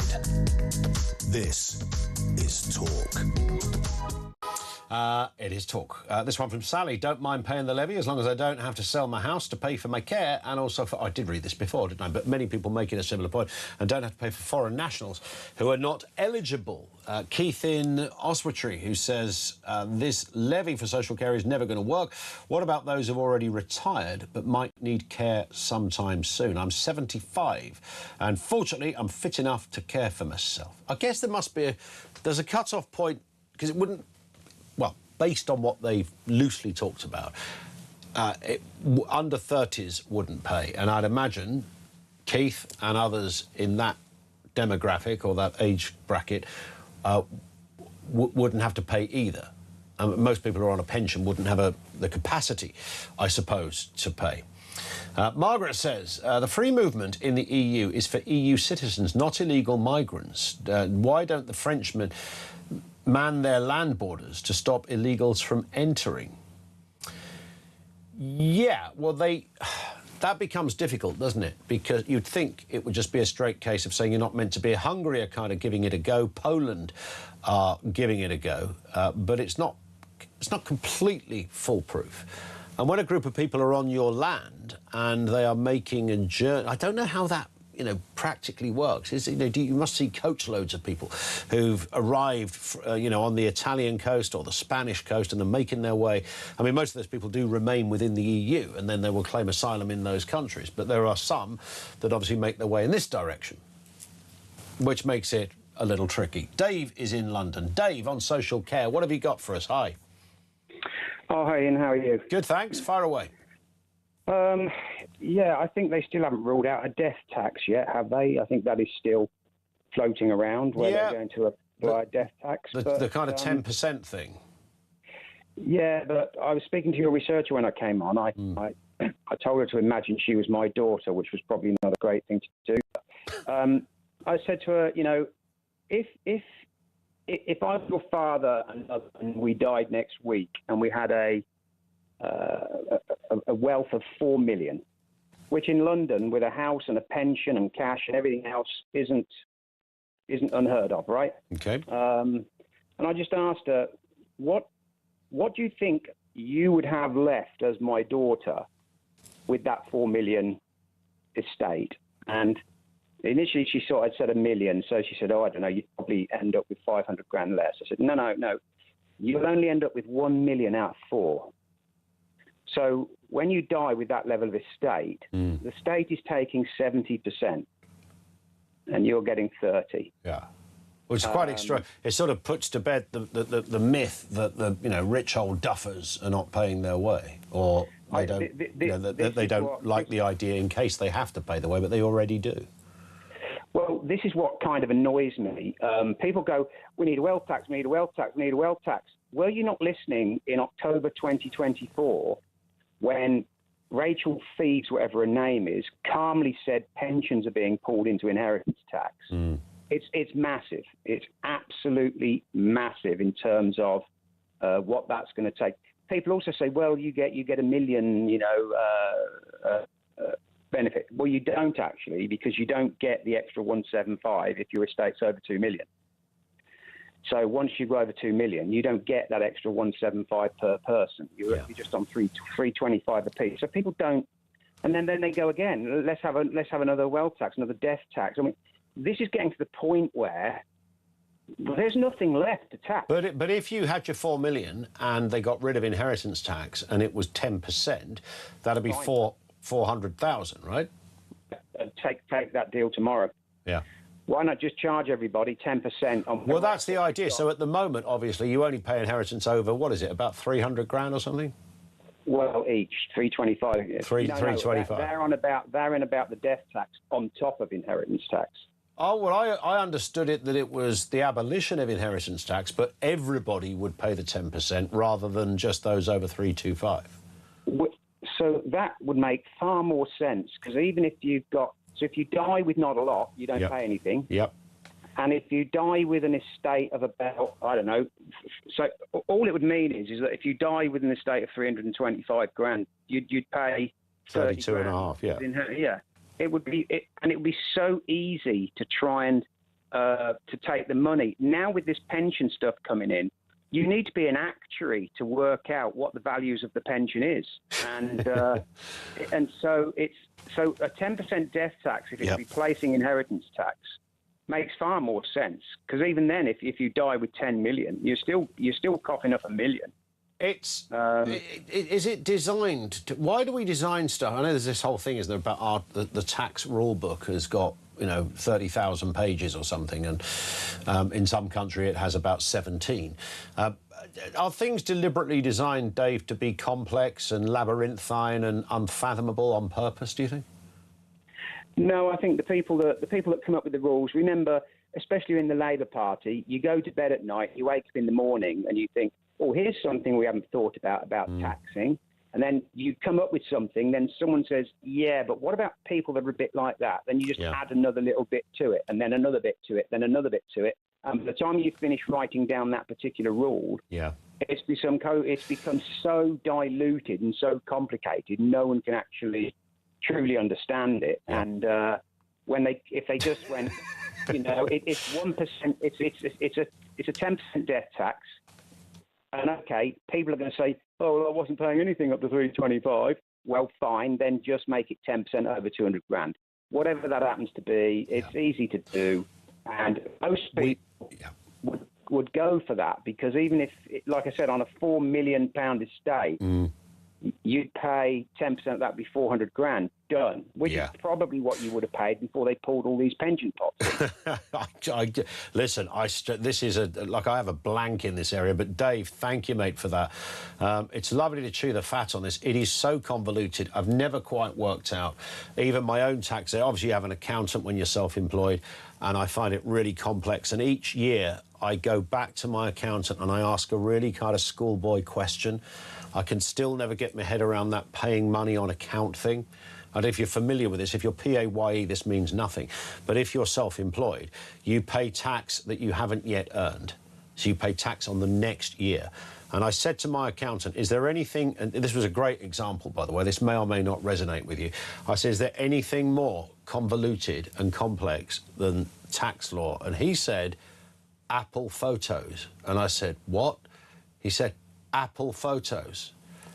And then he explained what he meant, and he was absolutely bang on. You've got an iPhone, Finn. You go into your iPhone, you think there's all my pictures, and then there's these little categories. One's taken yesterday, day before, Tuesday, before Easter, after Easter, births, photos with chickens in it. I didn't ask for any of this. Just give me my photos, and I'll put them in my little albums. I don't know, stills, bursts, shorts. There's 117 categories. It is almost as complex as UK tax law. I get the point, and if they simplified all this stuff, then when it comes to Andy Burnham standing at a podium, whether he's in an old folks' home, standing outside a tube station, or dressed as a deep-sea diver, it doesn't matter. We might get on board because we'd understand it a bit more. 0344 499 1000. This is Talk.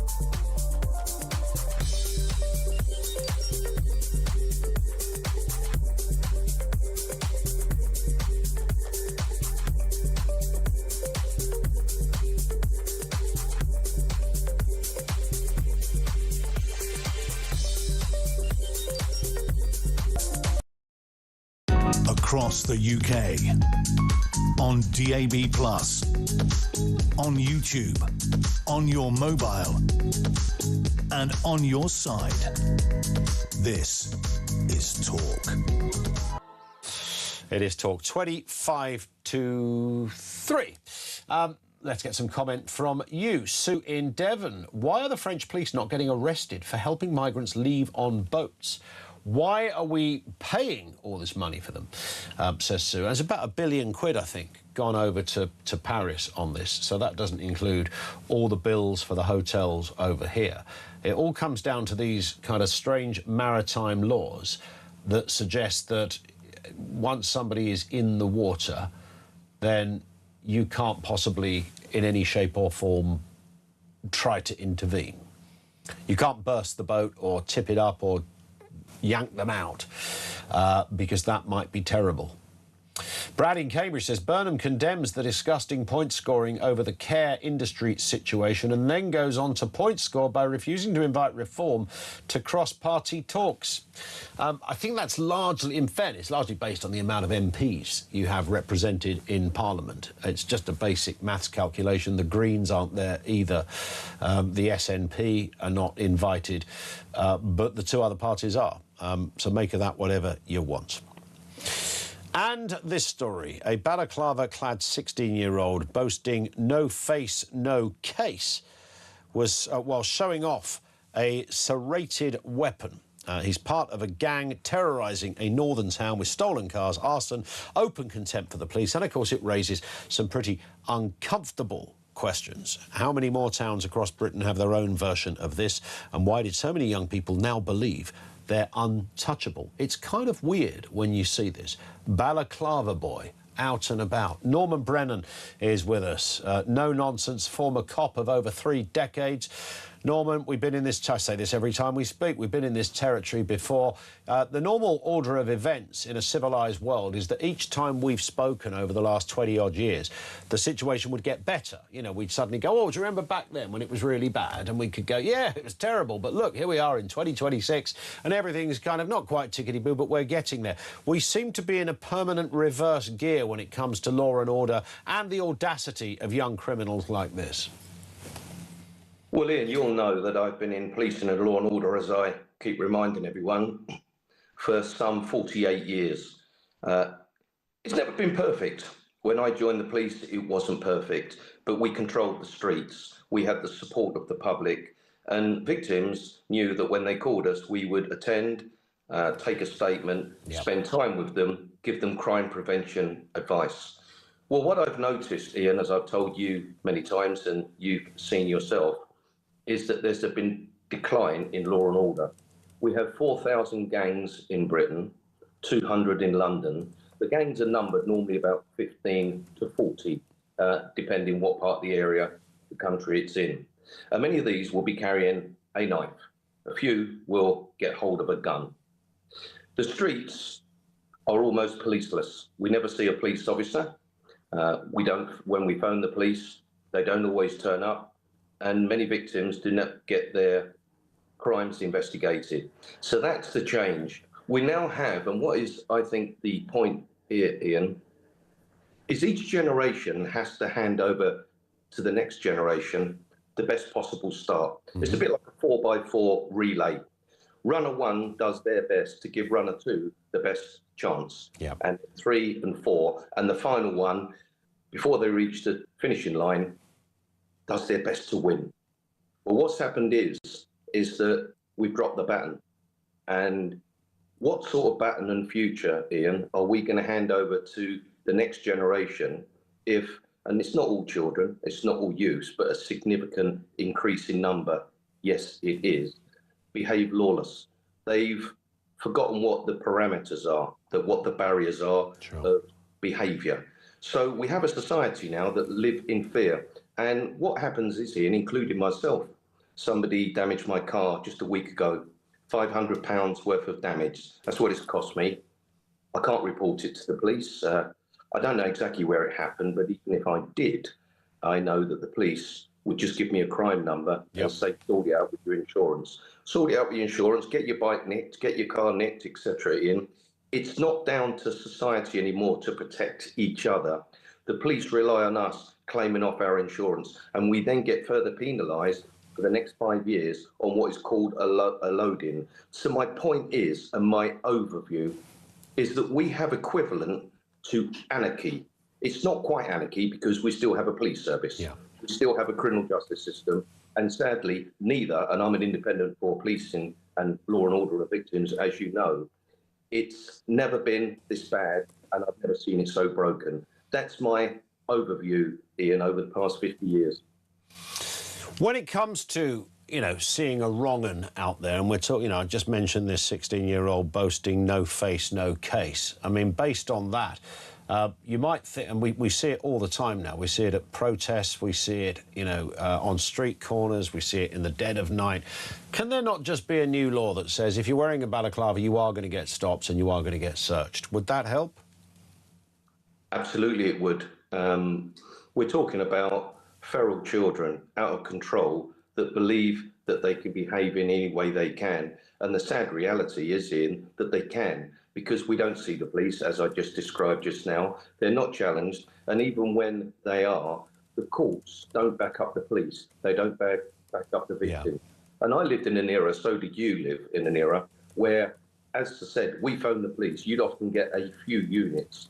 And the courts, the magistrates and the Crown Courts and the judges, they lived in society. They were aware of the fear that the victims had, and they came down very tough. So there was some tough sentencing in those days, and people knew that if there was a law and they breached it, there was a very good chance they would get caught and punished. When nowadays you think there's not a police officer on the street, so the public live in fear, victims don't get their crimes investigated. We've basically got a lawless society where the public have become the prisoners, and those that should be in prison are the ones that rule the streets. How could that ever be justified in Britain? Yeah. Spot on, Norman. Great to have you with us as ever. Thank you. Always tough stuff from Norman Brennan. Former police officer, did over 3 decades as a cop, but worked in law and order ever since in different ways, nearly half a century at the coalface in this respect. You would think, I'm going to just repeat that same line, that we're not getting from our politicians, but Americans get it with Donald Trump. I think Hungarians get a little bit of it, the Polish get a little bit of it, the Italians get a little bit of it. It's not always perfect, it's not always right, but I tell it like it is, shoot from the hip politician. I don't want my politicians to be like that all the time. Andy Burnham is doing his best to go off-piste and off-script and look like the casual, normal bloke, and there's a bit of that works, and he's not Keir Starmer, so he's always going to get a house point or two for that. But the real...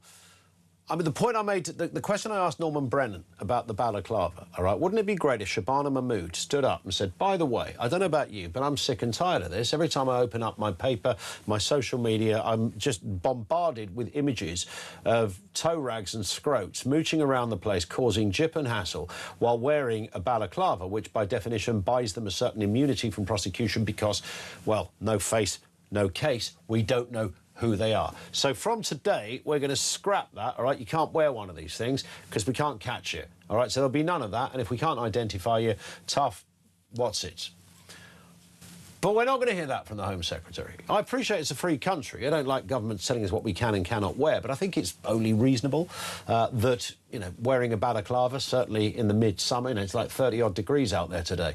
If anyone's mooching around the place with a balaclava on, they are a wrong 'un, all right? I think we can all conclude that. 0344 499 1000. Vernon is in Staffordshire. What have you got for us, Vernon? Good afternoon to you. Ian, I'm in Poland, of all places. Hey, Poland, where it's all happening. Safest country in Europe. Yeah, so we keep hearing. They've really turned it around in a couple of years, right? Yeah. Patriotic, flags everywhere, pride in their country. It's dreadful to be here because it's showing me what the UK used to be and what the UK is no longer. So Poland ahead of the curve in that respect. Well, with everything. Yeah. Well, we've now got Andy Burnham though, Burnham. So maybe he's going to, turn it around and go a little Polish on us. He's a typical politician, isn't he? He just talks twaddle. Yeah. Well, the proof's going to be in the next half year or so. Well, I think at the end of the day is that all I would suggest is that, where's the money coming from? And until, was it yesterday, he's not spoken about the #1 issue on everyone's lip. Yeah, we played the little clip, and that was the first time. He did an interview with the BBC, and as far as I can tell, Koonsberg didn't even ask him about that. Well, it's all preset, isn't it? Because they're Labour, and they're not going to deal with things, Ian, at all. Yeah, that's the reality of it. I have no faith, Ian. I think the country's in a terrible, terrible place. I've come out here. My other half is Polish. My 2 children now are Polish citizens. They've now got their passport this week. If I could leave the UK, I would, but I can't because of work. Yeah. I have a successful business, and I'm extremely proud of the UK. The problem is my country isn't proud of me. That's how I feel. Yeah, feel let down. It's what sort of age are you, Vernon? 61, Ian. So you are of a certain age, similar to me, where when you were a kid, if somebody had said move to Poland, it would have been the most hysterical thing somebody could say, because this was still a sort of, very, very much part of the old Eastern Bloc. Nobody would have lived there. It looked like it needed a lick of paint wherever you went. It was not a good place to be. I work with a lot of Polish people. They will tell that story. And yet here we are in 2026, where they've not only caught up, they've superseded. I've been coming here 15 years, Ian. The stark reality of the country is remarkable. Yeah. The UK, the UK has, without question, deteriorated beyond belief. Yep. And unfortunately, Poland has grown beyond belief. It's incredible. It's just incredible. Because they have politicians that actually know what needs to be done, Ian. Well, you see, it goes back to what I was just saying about, balaclava wearing scrotes mooching around the streets. Why have we not got a politician that just calls it out, not beats around the bush and comes up with some pre-prepared clinical press release from a SPAD, just says it out loud. We're as mad as hell and we're not going to take it anymore. It's in that category. Vernon, I've got to move, but you've been brilliant. Thank you very much indeed. Vernon in Staffordshire, but he's actually in Poland. Thank you to him. Over to you. 0344 499 1000 is the number. You can message 87222. Voice of Doom, I think it's day 4 on the way. This is Talk.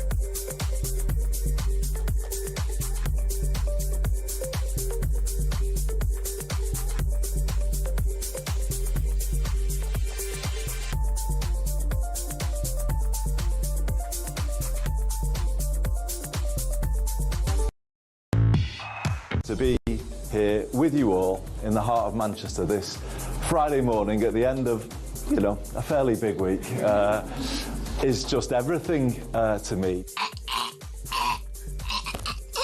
If I have to watch one more saccharine video of him pulling a pint or talking about his favourite bar snacks with John Healey, whatever mawkish, minimalising, utterly moronic, stupid bit of social media tidbit they're trying to throw to us, the sugar to help Marx's medicine go down.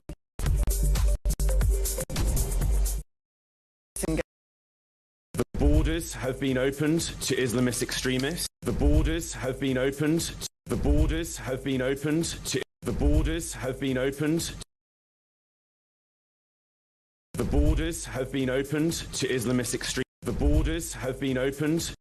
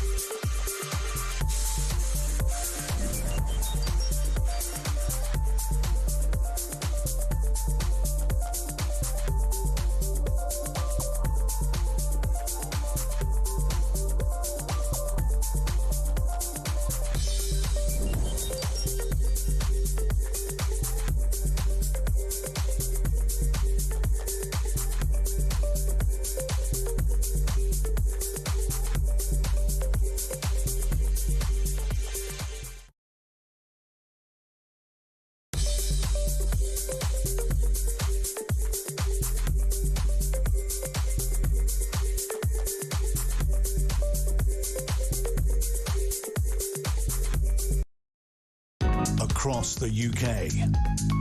On DAB+, on YouTube, on your mobile, and on your side. This is Talk. It is Talk, just gone 10 to 3. Don't go away, Paul, with you in a second. Voice of Doom, I think is it day 4? Day 4. We think this is a sneaky one. Remember, it's a mystery voice, but it's political, politician, left-wing, right-wing, dead or alive, British or otherwise, doesn't really matter. One simple task. Can you identify who this is? The men and the women fight. And we'll hear that again. The men and the women fight. Now, if you think you know who that is, 87222. 87222, and if somebody gets it right, we'll tell you after the news. If not, it rolls over to tomorrow. Here it is again. The men and the women fight. And again. The men and the women fight. 87222. Paul, how you doing? Not so bad, yourself? Yeah, I'm good, thanks. Fire away. Yeah. Where do I start, really? Balaclavas. Balaclavas, my friend. Yeah. You're not wearing one at the moment, are you, Paul? Just checking. No, I only did that when I'm on a motorbike. For security reasons. Well, I mean, not to delve too deeply into this, because it's a contentious subject, and I think it fires a lot of people off. And I think the simple answer to this question is, for me personally, I worked 22 years in the private security sector. I worked on shopping centres for 15 out of those 22 years. And anybody that has worked on that kind of an environment, like shopping centres, will probably know. Your youths used to come in on a regular basis, on the weekends, the balaclavas. Now, again, this is one of those funny situations. It's all down, for us, as private security, it used to be down to who's in charge of the building, who's in charge, who's managing that property, and what's their stance on this kind of a thing. And bearing in mind that I've said this on previous occasions, security is a dirty word. Nobody likes to use the word security, but it is what it is. You have to have it. And the unfortunate side of this whole silly situation is people don't want to say you can't do that because, well, you're going to go against their fundamental rights. I don't understand if somebody goes into a shopping centre, Lakeside in Essex, what's it, Fishergate in Preston, that neck of anywhere. How would you get away with wearing a balaclava? You'd think that would just be automatically no-no. Yeah. No, as far as we were concerned, and I was one of the senior officers on there at the time, and we just said, look, no, this isn't happening. We're not doing this. You know, during COVID, we had to accept the fact that people wore masks. But you can't justify a face covering, like a balaclava, over a mask, and that is the crucial point of this whole discussion. Yep. We used to say, no, you're not coming in. End of discussion. You're not coming in. Why? It's for COVID. No, it's not for COVID. It's for concealing your face. End of discussion. Yeah. And I've had plenty of occasions in the past where our team would kick people out, and then next thing you know, they'd be stood across the road and they'd be pulling knives and what have you out of the pockets and brandishing them as they put the balaclavas back on. And you're like, you're just fools because you just walked to a facility full of cameras. I think the problem you have is you have a Home Secretary that is behest to the Human Rights Act, and they don't want to do anything that is going to have a challenge from that end of the spectrum. The problem you have is, and I think anybody that understands the Human Rights Act will probably agree with me, that in order to give somebody their human rights, you have to take somebody else's away, and it's a bit of an oxymoron because you can't sit there and say, well, look, it's their fundamental human right. No, it isn't, because if I let them have that human right, walk around with a mask, then what I'm doing is taking everybody else's human rights. Correct. Away. I mean, but that's but what you're doing, Paul, is making the big error of employing common sense. Yeah, but this is what's sorely lacking in society, or it's there, and people are just too frightened to basically say it. Yep. And I think this is the whole problem. Like policing, we talk about crime and policing. Mm-hmm. I used to have a very good relationship with the beat manager round the Preston area. And we used to be able to talk to him, we could call him, he'd come in and have a chat with us. What is it now? You don't see a beat manager. Nope. All I see is lots of PCSOs, but they're neither use nor ornament. You're absolutely bang on. Again, but it only comes down, frankly, Paul, to, you know, somebody talking tough and making it happen, and we don't hear it from... I mean, right now, if you're the Conservatives has got, you know, they've got quite a good card in Kemi Badenoch, but not any of the others. If Chris Philp, their Shadow Home Secretary, when he's not being shot at in the Channel by a French oddball, if he could stand up and say something like that, then people would go, right, now they're serious. Paul, I've got to move on for time, but thank you for that. Good luck with everything. Let's go to Alan in Merseyside. Back to that issue of immigration. Alan, what have you got for us? Hi. It's just a quick call. Hello, Ian. You all right, mate? Yeah, good, thanks. It's just a quick call, basically. Yeah. None of the politicians that are in power now have got the safety of the people at hand. You've got 42,000, maybe more, suspected terrorists walking the streets. Let alone the illegal immigrants. I mean, how can you suspect someone a terrorist and let them walk around the streets? That's not keeping the It's a bit weird, isn't it, when you've got so many people on a watch list, and then you've got a load of people arriving on a boat who you don't know who they are, but you do suspect many of them might be from Iran, which is the greatest country of state-sponsored terrorism. I mean, who's not doing the joined-up thinking here, Al? Well, none of the politicians have got a backbone. They're all there for the money that they get paid, the benefits, the look at me, you know what I mean? You could go and get someone off the dole queue who would do a better job. Yeah. They're more in touch with the street. Well, they govern in a sort of, they've stumbled across, this is why Reform are set to do rather well. I know they're having a bit of a wobble, but I still think they're going to do incredibly well and probably dominate. But the reason for that is because they are talking the language that people talk. And I know they divide the room to some degree. They know that as well. But if you talk people's language and talk a bit of common sense, people will vote for you. Should these politicians be held accountable for their policies? They come in and say, we're going to stop the boats. They don't, more come. Who's lied to get in power? It's fraud. Well, we played a clip from Sajid Javid, Al, who was the Home Secretary 8 years ago, saying he was going to address the boat issue, and that was don't know how many prime ministers back. Listen, Alan, I've got to move because we're about to hit the news, but thank you for that. Lots to come in the next hour, including the voice of doom. Who is this? The men and the women. 5 87222. If you think you know, right now it's bang on 3 o'clock. Let's get the news headline.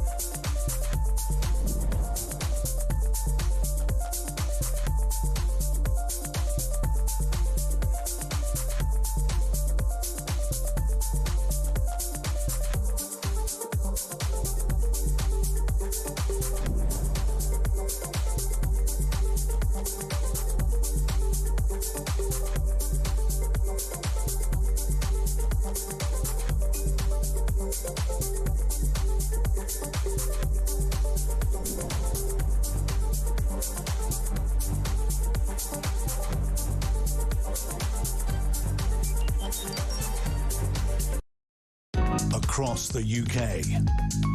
On DAB+, on YouTube, on your mobile, and on your side.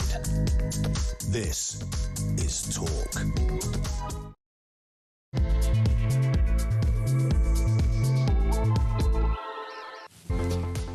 It is Talk 0344 499 1000, 3 minutes after 3 o'clock. Welcome back to the home of common sense. So much up and running here. We are talking about Andy Burnham, who's claiming, I'm in a bit of fury erupted, he's claiming that Labour's plan to stop the boats is working. Now, the numbers are down on last year, but that in itself is not evidence that it's working. I should add, by the way, that 13,000 people have crossed the channel this year, and 900 of those since Andy Burnham has been Prime Minister. And let's remind ourselves, he's only been Prime Minister for about 7 minutes. So if that is success and a sign of working, I would hate to see what failure looks like. More on that in a few moments. Meanwhile, the Prime Minister has insisted care workers should be the best paid in society and not the worst paid in society. Well, notionally, we all agree with that, of course. Admitting his own generation of politicians presided over a shameful dereliction of duty on social care. He's considering a new tax on income to fund reform. What is the fairest way to do it? Somebody has to pay. Are you willing to cough up 1.8% of your pay packet to assist you in your twilight years? And here we are. We're now 2 hours into the show, into the third hour, and Farage-Polanski still refusing to apologise for social media posts that appear to threaten Nigel Farage with a guillotine. Mr Farage is warning he must face consequences and pointing, of course, to the death of Anne Widdecombe as proof that the risk of political violence is all too real. I think we know that too. 0344 499 1000. This one in from Paul, who says, your last caller is bang on about Poland. I was there 6 months ago. Tremendous patriotism everywhere. The idea a Polish flag could offend anyone would be met with real anger and real reaction. No one would dare say such a thing, but other European countries are the same. Estonia, Lithuania, Czech Republic, Croatia, Greece. I have visited them all in the last couple of years. Real pride in their country and bewilderment about what is happening in the UK. I was just literally having a conversation during the news. One of our makeup department, I won't say who, came in to give me a right old touch-up, and I look better for it. I think you'll agree if you're watching us in Vision. And she's Polish, and I was explaining what the last caller said. She said, well, that's one side of it. The other side is the terrible abuse of Jews. She said, if you're Jewish, it's a frightening place to be. If you're Ukrainian, it's becoming a frightening place to be. And animal rights, you know, looking after your pets and dogs, is like something from 30, 40 years ago. That was her assessment. I'm just saying, I'm putting it out there. Paul, thank you very much indeed for that. And Carl says, highest taxes for 70 years and they still can't spend it right. And they want more. Yeah. I mean, there is that, isn't there? Highest taxes and they want more. Let's get a word with Gwaine Towler on the big issues of the day. Governing board member with Reform UK. Gwaine, always good to have you on with us, looking very summery there as well in your cricket whites. Are you ready for a game? No, but some sport, perhaps. Yeah, nothing wrong. I like the idea that you were suggesting that Mr. Burnham was suggesting raising large sums of money for reform. Yeah, that's right. Yes, it's one of the geniuses of reform being called reform is that for a long time before you're ahead of me here, before opposition politicians latched on, there they were giving big speeches in Parliament saying this country needs reform. And these were great moments, and I was slightly shocked that some politicians hadn't even worked out what they'd said. It was quite fun. It was indeed. Let's start with this Farage-Polanski story, because, I mean, it's interesting. I know we could just write this off in one way and go, it's only Farage-Polanski, and who gives a hoot he's what he admitted thinks. to being idiots, and I think we all believe him. Indeed. Well, but he has refused. You know, he said, I made a mistake in posting this or reposting it, this thing with Nigel on, everybody's... Yeah. Got it in for Nigel, whatever the phrase was. It was a lyric from a song, actually, isn't it? And he was on he was on Newsnight last night, and he was asked to, why don't you just apologise? Let's have a little reminder of what he said. You want to take this opportunity to apologise to Nigel Farage? Well, if I'd done it deliberately, I'd be apologising. But because this was a mistake, I think the important thing is that I point out it's a mistake, that I also make sure that I condemn political violence. And also, crucially, I make a commitment to be better on my social media. OK. Do you want to apologise then or not? No. The reason for that is because Nigel Farage, when I posted this, or when the person posted it, it got less than 1,000 likes. Nigel Farage then took it, cropped it, so it made it look like I posted it, which I think was fundamentally dishonest.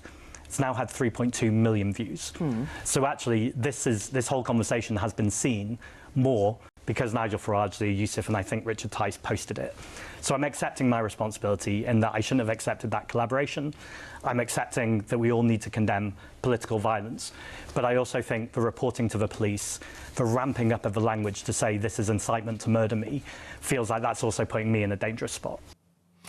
Couple of points on that, Gwaine. During the riots after Southport, of course, when the defence of some people was not unreasonably that, you know, look, I posted something I shouldn't have posted. It was only seen by 6 people. The Green Party were right on it, saying it doesn't matter how many people have seen it.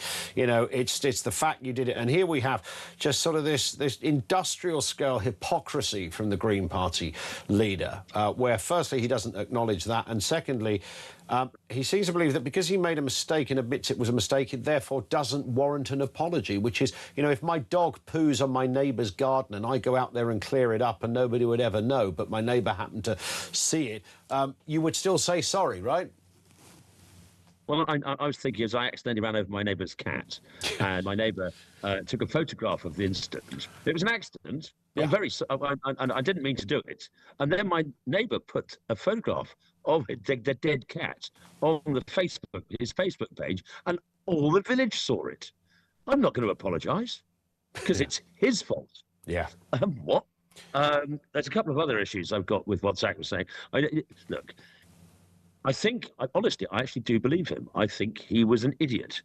And he said, I put stuff on my social media I don't look at. Yes. He's the leader of a national political party. What on earth? So, yes, I agree with him. I'm sure that's the case. And I'm sure he doesn't want to have Nigel Farage executed. I don't think he does. But this is a guy, I think, when was arrested by 4 policemen, armed policemen, he threw up a couple of tweets. I think I recall Zach being on Newsnight saying that was the right thing to do. Yes, I think he did. So the other thing is he said less than 1,000 tweets, and it's fewer. The man can't even speak English. Yeah, well, he'd be all right with the current education secretary, wouldn't he? Because she's pretty relaxed about that stuff, it seems. So maybe he was just thinking of Lucy Powell. Who knows? I mean, it does seem he's now the victim, isn't he? He is the victim. Yes. Zach Polanski, because Nigel Farage called him out. Well, I mean, I've long thought, and I'm certainly not reinventing the wheel by saying this, Gwaine, in any kind of way, but that contingent of the left always seem to believe, because we've said this endlessly over the last few weeks and since Anne's tragic killing as well in particular, that this seems to happen with the left piling onto the right, not the other way round. And my only... it's only a guess, but I think I'm probably onto it. These guys think they're punching up, so therefore it's, you know, they might as well be to insult Nigel or say something about Nigel. I mean, it's the same as saying something terrible about, you know, I don't know, a serial killer or a dictator. Well, yes, they because they know they are good people, anything they do is therefore axiomatically good. Yeah. But it's that David Mitchell sketch, isn't it? Are we the bad guys? Yes, mate, you are. And there's that's. But excuse me. Pardon me. The one thing I want to bring up about this, at the same time as Zach was doing this and being an idiot, Kate Osborne, the MP for Jarrow, claimed that an Islamist driving a truck into Gay Pride March in Berlin and jumping out and macheting people was in fact the fault of Reform and GB News. Now, everybody's chased after the idiot that is Zach Polanski because of his tweets and his like on Instagram or whatever it was. But nobody seems to be chasing down Kate Osborne. And frankly, what she said was far more invidious Because what he said, what he did was idiotic. Yeah. What she said is exactly the sort of thing that is ramping up the tension and the sort of thing that triggers disturbed young men and women to do dangerous things. And nobody, if it had been a reform politician, every reform politician in any media outlet for the next few days would be asked, what are you doing about Kate Osborne if she was one of ours? Yeah. And nobody is questioning Labour. She is a sitting Labour MP. How did she... do we have any idea of what her sort of inner logic was behind that rather bizarre stuff? We are right-wing, therefore we are homophobic, therefore we are creating an environment in which Islamists can kill gay people in Berlin. Right, so this... Well, your former colleague at Talk, a certain Dr. David Bull, and our leader on the London Assembly, a certain Alex Wilson, so not a stranger to you, and a series of people up and down the country at senior positions in the party would beg to differ. Aaron Grimes would beg to differ. Sure. But also what's bizarre about this is that, I mean, this was an attack in Germany. It doesn't work on any level, this assessment that she's got. So, why would it be a foreign... Yes, why would it be a foreign party's responsibility that an Islamist terrorist who may well be German, but certainly not British and lives here, why would he be influenced because of reform, for goodness sake? Yes, I mean, basically, if there was, say there was an attack, and there was the murder at the Manchester synagogue, it's like saying that that murder was caused by the election of Giorgia Meloni in Italy. Yes. Yes. Which is preposterous. It's utterly ridiculous. It makes no sense. Nobody is asking Labour politicians, what is Kate Osborne doing? Now, I don't expect somebody to go and knock on a door and arrest her. She has the right to say what she wishes to say. Yeah. Of course she does. However, she still wears that Labour rosette, and therefore she is Andy Burnham's responsibility. Yeah. Absolutely. Nobody is calling them out. No, and indeed, and there is the words she uses, I would suggest, are, if you want to bolt on I some... think they're more dangerous. Well, indeed, I was about... Yeah, they're dangerous. They're also... Than anything. They're insidious, they're Zach violent Polanski's as well. Zach Polanski is an idiot. Yeah. And we all know he's an idiot. Yeah. So therefore, what he says is taken with a pinch of salt. I'm quite pleased there's a shot across his bows because he deserves it. Yeah. However, what she says as a sitting MP, a member of the governing party, is insidious and really dangerous. Yeah.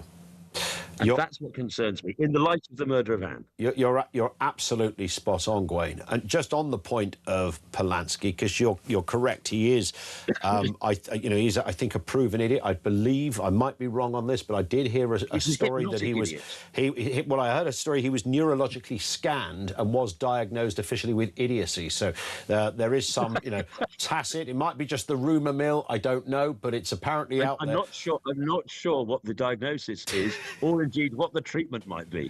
But indeed, well, I'll have a few guesses on what the treatment should be. But listen, here's the thing, Gwaine. This fella, and I can't get my head around it, his star is sort of... I don't know if it's still rising, but it was rising a bit. I cannot think, and I'm genuinely not trying to be personal. It's not because I have completely different politics to the bloke, because I quite like a lefty. I like a lefty because it reminds me that I live in a democracy and a world of free speech. I thought Corbyn was a brilliant addition to the conversation for those reasons. He might have been bonkers and disturbing for lots of reasons, but it showed that we allow all sorts into the ring, as it were, to battle it out. But Polanski genuinely is not very good. I mean, he doesn't look good, doesn't sound good. He's a rubbish orator. He brings nothing to the party. But for some reason, that contingent seem to like him. Why? He plays very well to an audience that is young. Sadly, I believe, has received a certain attitude from his teachers over the last 15, 20 years. Yeah. You look at the trade union, the teaching unions, and what they are saying, and then he said something. He screamed millionaires, billionaires, and things of this. Yeah. And to a certain constituency, that is brave. Yeah. And he seemed exciting. Hey, he dances on stage in Trafalgar Square. He's not frightened to take on the vested interests. In his case, the vests themselves had something to worry about with his hypnotism. But the very point is, he represents and I'm sorry to say it, a dumbing down of British politics. Yeah. I can't recall him ever saying anything that wasn't soundbite shaped. Yep. But he does appeal. He is quite entertaining in some ways. He is brave politically. Yep. He is prepared to stand up and say what he wants to say, and he doesn't cut his cloth to suit reality, and that appeals to some people. And fair enough. But I do think his star is waning. Yeah, even if the Green Party's star isn't necessarily so. I get Burnham seems to have pulled back a lot of Labour voters back from Greens. Yeah. And that was clearly some of his intention. Listen, Gwaine, great to have you on with us. Thank you very much indeed, as ever. Gwaine Towler, he is governing board member with Reform UK. I never want to get personal as such about politicians, but I think with Farage-Polanski, I genuinely cannot fathom it. If he was a bit of a looker, and this sounds superficial, but it would explain something. If he was like a kind of hot property in the visual department, you could sort of see... you could kind of look at him and go, well, you know, people go, well, he's got a certain thing about him, he's got something about it. But he hasn't really got that. I mean, he's a bit dorky in that sense, you know, and the old wonky railings don't help. And that's not to just be personal for that. I'm genuinely trying to, if I was doing a dissertation on this, I would visit all of these themes. What is it about Polanski that people go, this guy's good? And I don't think he's said anything particularly good. I'm not even aware, even by Green standards, that he's been, you know, rigidly radical. I think he's said some bonkers stuff which appeals to some people, legalise heroin and make renting out your own home illegal. That will appeal to a certain gallery. But it's not thought out. I mean, if you sat there and really hammered down on that policy, you wouldn't know where to go with it. He's not, you know, he's not instinctive in that sense. If he had a head-to-head debate with Nigel Farage, for example, I think Farage would absolutely annihilate him. Kemi Badenoch would annihilate him. Andy Burnham would annihilate him. Whereas some of the others, you can go, well, I can see how that could be close. You put Kemi and Nigel together, then I could see they give each other a run for their money.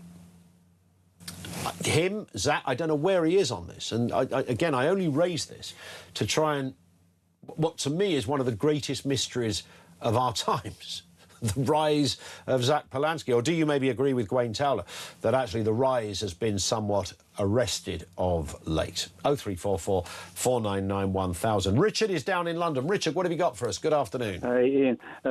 It's always nice to hear Gwaine Towler on the radio. I tell you for why, and I think I'll come to the reason. He's the only reform figure that I can think of who doesn't sound like he's spoiling for a fight with somebody. He comes across as very sort of equitable and very reasonable. He does. And I really think he's the sort of person that should be fronting them up and perhaps looking at some of the policy ideas, because I mean, to answer your second question, really in a way, Burnham, well, quickly on Polanski, he's the only good thing about him is at least he proves that there are some images in the media that are not doctored by AI, because you couldn't, let's face it, you couldn't do any, you know, yes. couldn't do much worse. Fair point. But it's really Burnham mania that I'm calling about, because what's happening here, I mean, I hope I'm wrong, but it is very, very sort of reminiscent of the early days of Blair. You can, strangely enough, I caught some of, I won't tell you the name of the presenter, but the chap in LBC who shall we say, hates all Brexiters, and he was absolutely waxing lyrical about Burnham. And I'm this thing on social care, the fact that Burnham has called in the opposition leaders of course, in a way, he's going to have to do that because he's obviously thinking about something big. But if he's thinking about something big, Ian, it means he probably is thinking about an election because he can't go to the, if he's got a really big idea on social care, then he can't just do that. He'll actually, it means, I guess, in a way, sort of thinking laterally, he's either thinking about this autumn or perhaps next spring. Well, that's going to be his... If he can make a positive noise on immigration and he can have at least 3 biggish policies that look as if they're nailed down, and then more or less, there's going to be people who hate him and will never vote for him, then he would probably annihilate all the other parties. Yeah, I mean... Because the others just simply wouldn't be prepared. Well, sadly, I don't think the others are prepared anyway. I mean, obviously, the Claxton thing is obviously something that Nigel didn't need to do. But I think the sort of social care debate is one where we can almost turn the tables on Burnham because he's what he's doing, and he's singing to a lot of friendly voices in the media gallery about how social care is the great question of our generation, and so many politicians. I mean, Ian, I don't know if this man gets it, but the fundamental problem, well, apart from the rape gangs, which I think is the most sickening thing, pretty much in British history. Sure. You think of the scale of it, but the fundamental problem is we mustn't lose sight of the fact that the state spends now £48,000 per year per household in terms of the NHS, the pensions, everything else.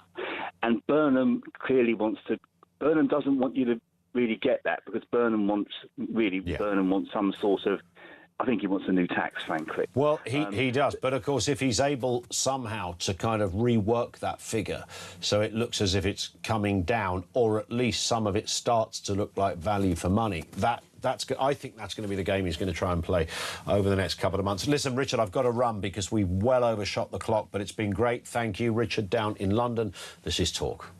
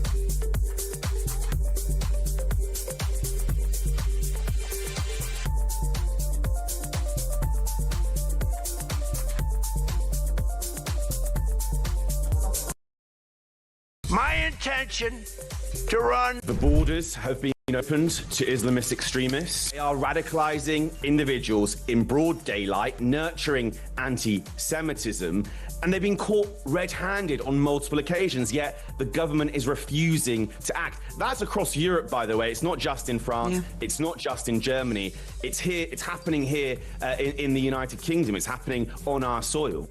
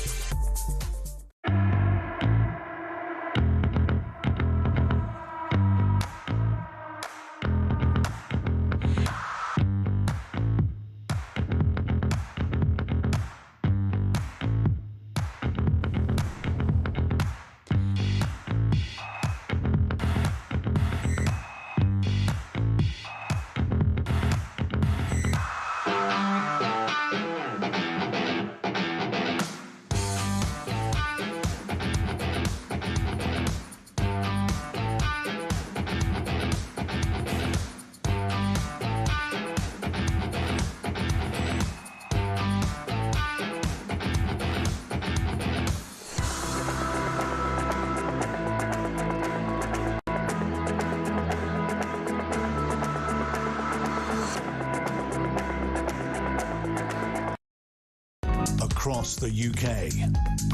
On DAB+. On YouTube. On your mobile. And on your side. This is Talk. Ralph says, how could a radio presenter talk about ugly people in politics? Has he not seen his own schedule? Well, it's a fair point that... I mean, I've said it for... It's like working with the Addams family around here. It's not a pretty sight. I may well be the Timothée Chalamet of the schedule, but, you know, that's not really applied across the board. And we've got some right ruffins on our schedule, but I think we are richer for it, frankly. And they always used to say that politics was it showbiz for ugly people?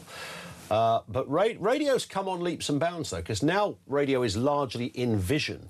People at least have to stick a frock on or a suit and look at, whereas previously, I mean, man alive, I mean, some of the stuff I'd see people turn up to work in, you'd think, really? I know no one's going to see you, but man alive, just put some, you know, clean your tracksuit, mate. Some right mucky old sorts over the years that I've worked with. Absolute horror shows. So, yeah, we've cleaned up our act. I think we are leading in comparison to politicians, I'd like to think. Grace is in Ealing. What have you got for us, Grace? Good afternoon to you. Good afternoon. I'm not particularly a fan of Farage, but I do think that this tweet, or rather Instagram post, was completely unacceptable. And I think that it's good to be able to say sorry. Yep. That is, Polanski should say sorry, even if we didn't intend to do something wrong. I think that's a really important value. I don't understand the defence that I've acknowledged it was a mistake, so therefore I don't need to apologise. I can't really think of anywhere that you would apply that same logic.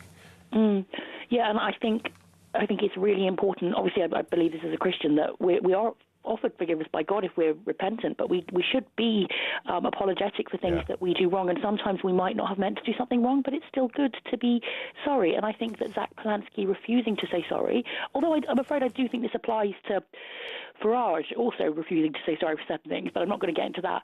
But in general, politicians need to model the values that our society needs. If the people who are in the most powerful positions or who have a platform won't be apologetic for what they've done wrong, and if they demonstrate hatred of others, it's particularly annoying when a party that should be about doing good things increasingly seems to think that good is to just hate the people you consider bad. I don't think that is. Yes, but I mean, to me, one of my takeaways, Grace, of this whole thing is that how sad it is that we've arrived in a place where we have to be this careful over how politicians insult each other. If this was 20, 30 years ago and somebody had showed the sort of, you could imagine a satirical magazine saying off with his head, talking about a politician that wasn't popular or had done something that had upset certain parts of the electorate, or constituents, are they going to push their MP off the cliff?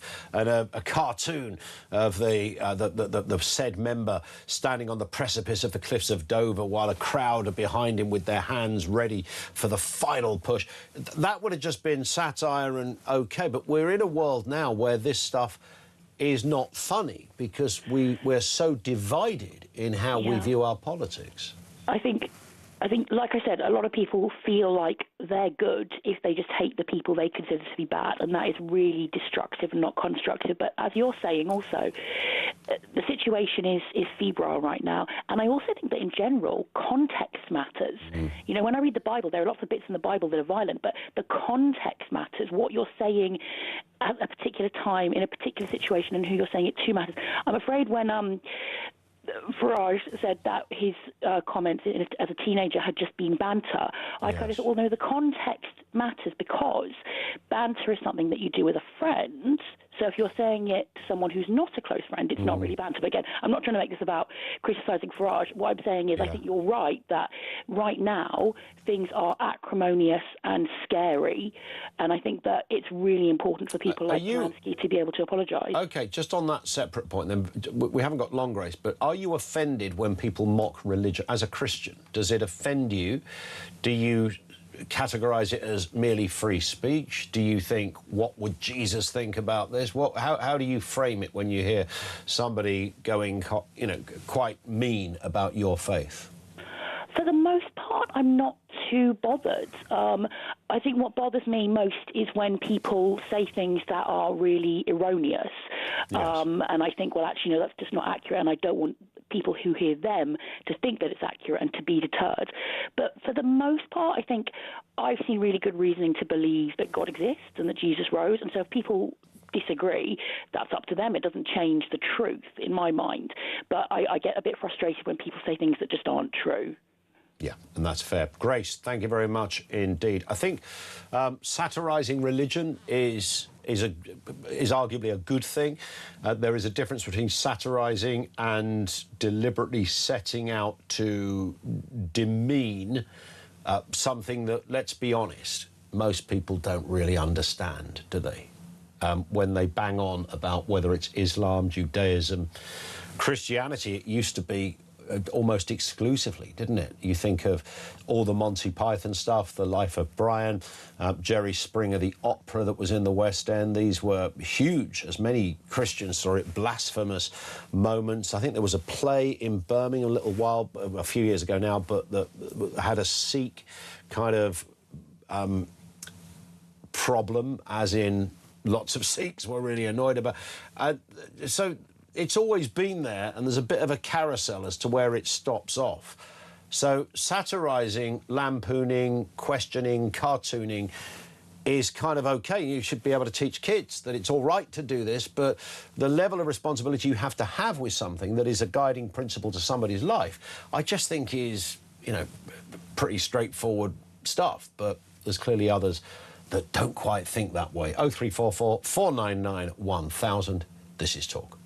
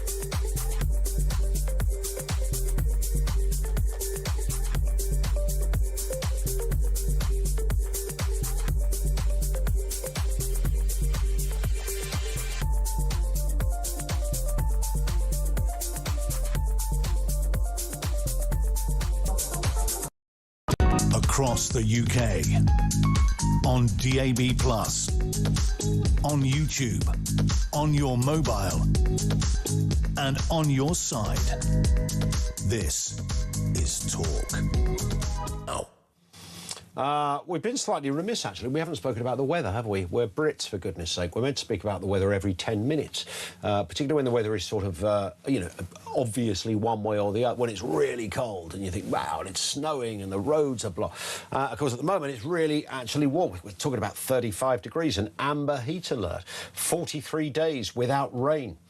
Britain hasn't been this dry since, yes, you're ahead of me, 1976. And frankly, neither of our gardens, mine of which I keep updating every now and again, is like the Gobi Desert. Meanwhile, France, of course, bracing itself for 40-degree heat and wildfires. Sunscreen's out, brolly's in storage, enjoy it while it lasts, is some of the advice. John Ketley is a weatherman, of course, legendary presenter. John, always good to speak with you. Nice to have you with us.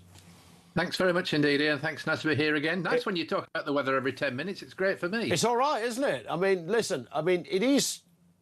I don't know whether the word is extreme, different. How do we describe what's happening at the moment? Because I can't think of a day when it's been below about 24 degrees in the last 5 weeks. Yeah, I think as far as holidaymakers are concerned, it's been a fantastic summer so far, and it started early, Ian, didn't it? Yeah. We had that heat wave right back in May, which was unusually early. And we've had further heat waves, spells of long summer sunshine through June into July as well. So it's been really quite remarkable. But I have to say, and this sort of messaging isn't getting through to all of the media. It's been lousy over Scotland. And, you know, it's still raining in Scotland and Northern Ireland today. We've had so much rain up there, and it's been pretty cool as well, that I'm afraid some people up there must be getting pretty fed up when everybody's talking about heat waves down in the south. Yeah, I'm always aware of that, actually, that, you know, whatever way round it is, that when you mention, you know, great weather, if you're in a place... Well, last time, I think it was during the second or third heat wave we've had this summer, we took a call from somebody, and I'm trying to remember whereabouts in Scotland they were, but they'd gone out walking, they had their coats on, it had been drizzling, and it was a bit chilly, and yet where we were at that point, it was, I think, about 34 degrees. So the contrast was massive. It is, and there's been about 40 millimetres of rain, 40 millimetres of rain over much of Scotland in the past 3 days. Yeah. And that's on top of some of the previous rain in earlier months as well. It wasn't bad at the start of July, but it's certainly gone downhill again recently. And the problem is, well, if you call it a problem, I don't know whether you do, because not everybody likes this heat. But some of this cooler weather is actually starting to move south as we go through the next few days. It's not going to be particularly wet in the south, but there will be some of those showery bursts of rain heading south eventually, start of next week probably. Yeah. But on the whole, things over north of the UK remain, well, far from summer. Say, cool conditions, and still more rain to come as we go through the weekend into next week as well. So, yeah, what's all the fuss about, Ian? What is all the fuss about? I mean, the temperatures are dropping a bit, even in the sort of some in the south. Obviously, in the southeast, is always going to be hotter. It always is, because obviously we get nearer the continent and the like. It looks like it's going down to the sort of early mid-20s or thereabouts. Maybe even some rain thrown in as well. Yeah, well, you'd still say it was pretty warm, really, even for a British summer. You know, I mean, we're 35 today. All around the home counties, it's 35 degrees, which is quite extreme, really. But, of course, still way below that record temperature of 4 years ago when we got to 40.3. So, again, it's not as extreme as it was a few years ago. We can talk about it being extreme weather, which, in a sense, it is. Yep. And maybe it's just a token of the sort of global period that we're in at the moment, where things are warming up and they're drying out as well. So we don't have an official definition really of a drought, but when you look out the window and you see 80% of the countryside is brown or straw coloured, you can reckon there hasn't been much rain recently. Yeah, and it's quite hard to... I've discovered it... I keep banging on about my lawn, John, because, I mean, I'm not the only person this happened to, but I'd literally had it laid about 3 weeks before all this kicked off, maybe a month before. And the fella that laid it said, like, you've got to water this stuff like your life depends on it. He said, keep going. It can't get enough water. And I was out there every single night with the hose pipe, and I was experiencing this beautiful verdant image of this wonderful, you know, Alan Titchmarsh would have been envious of this thing. Monty Don would have refused to look at it. It was that beautiful. And then, of course, it all went to mush because the hose pipe ban came in. I mean, it literally is a barren wasteland now. I'm sure it will come back, but it's going to be a while before they, you know, go back on the hose pipe ban. But a bit of it takes a lot of rain to turn it around, though, doesn't it? Well, it does, and you know, you watch the television, you watch the horse racing and things like that on television, Ascot and places like that, where everything is a barren wilderness, and you think, well, are they ever going to race on the other tracks again? Yeah. Because it must be rock hard. I mean, that's another thing.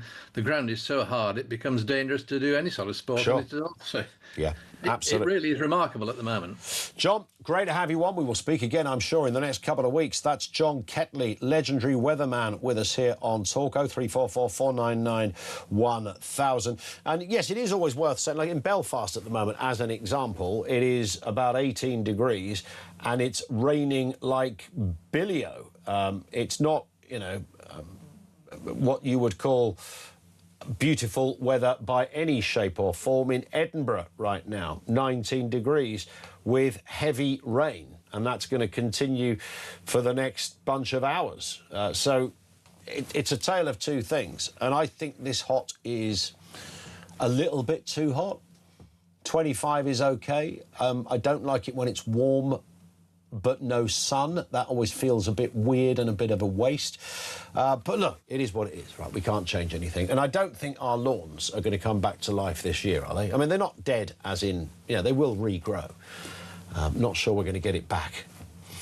We will see. Let's go to Georgina down in London. Georgina, what have you got for us? Good afternoon to you. Good afternoon, Ian. I'm ringing up about Andy Burnham. I don't think he's got any interest in stopping the boats, Ian, as he gave the immigration minister's job to Jo White, and she stated herself that she didn't care if the boats were stopped or not. I mean, illegal I think that was a doctored recording of her, to be fair. Well, let's face it, none of the prior governments... No, their heart's not in it. You're absolutely right. They don't want to stop it. You know, illegal immigration, Ian, is the British public's main concern. We have a veritable shuttle service from France to the UK every day, made up mostly of men, fighting-age men with human urges that are more increasingly being relieved upon our women and our children. We're increasing the national debt every time one of these chancellors cross the channel, and it's the British people who have to foot the bill. If it were the front bench who had to foot the outlay for illegal migration, the boats would be stopped immediately. We must stop paying France for failing to stop the boats and use that money to patrol the channel and our shores ourselves. We now have even bigger dinghies bringing even more, mostly Muslim men.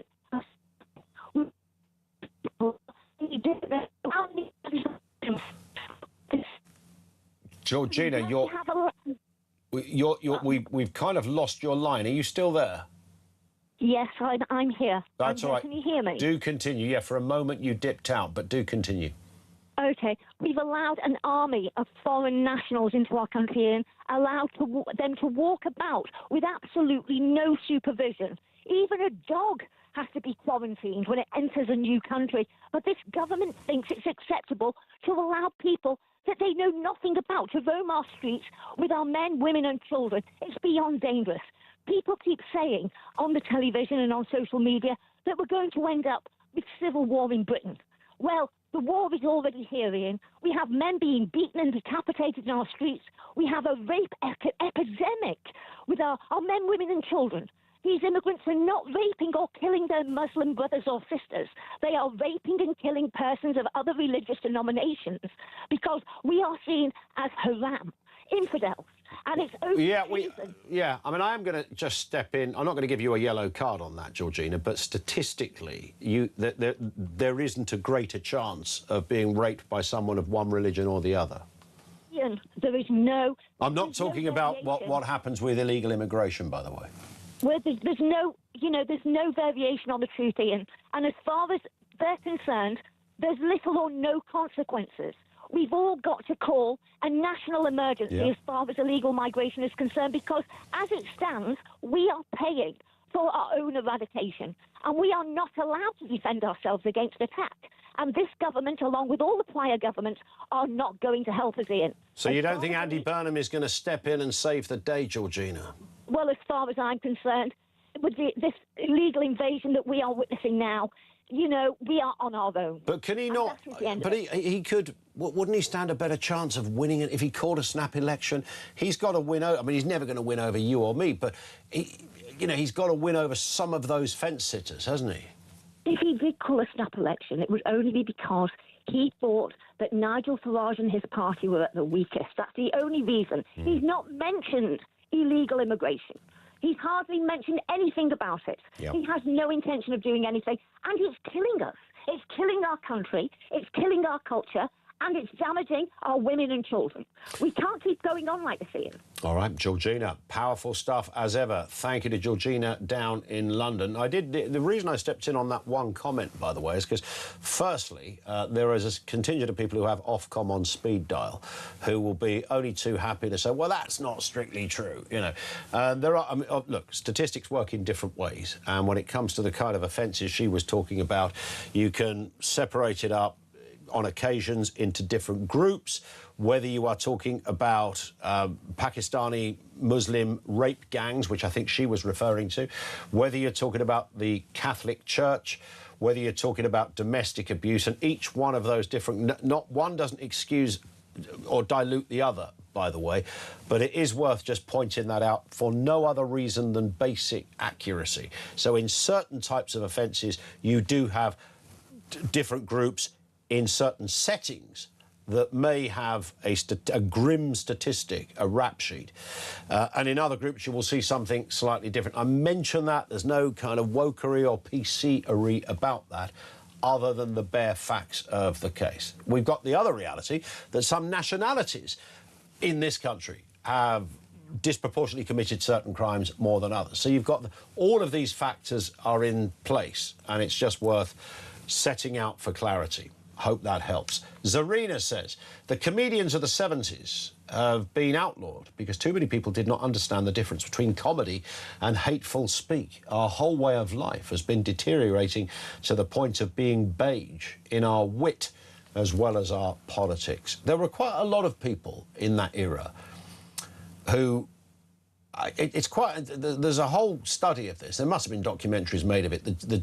When mainstream comedy went to what they at the time called alternative comedy. So Frank Carson and Benny Hill were out, and Ben Elton and Alexis Sale were in. And that, you know, the young ones pitched up, that kind of...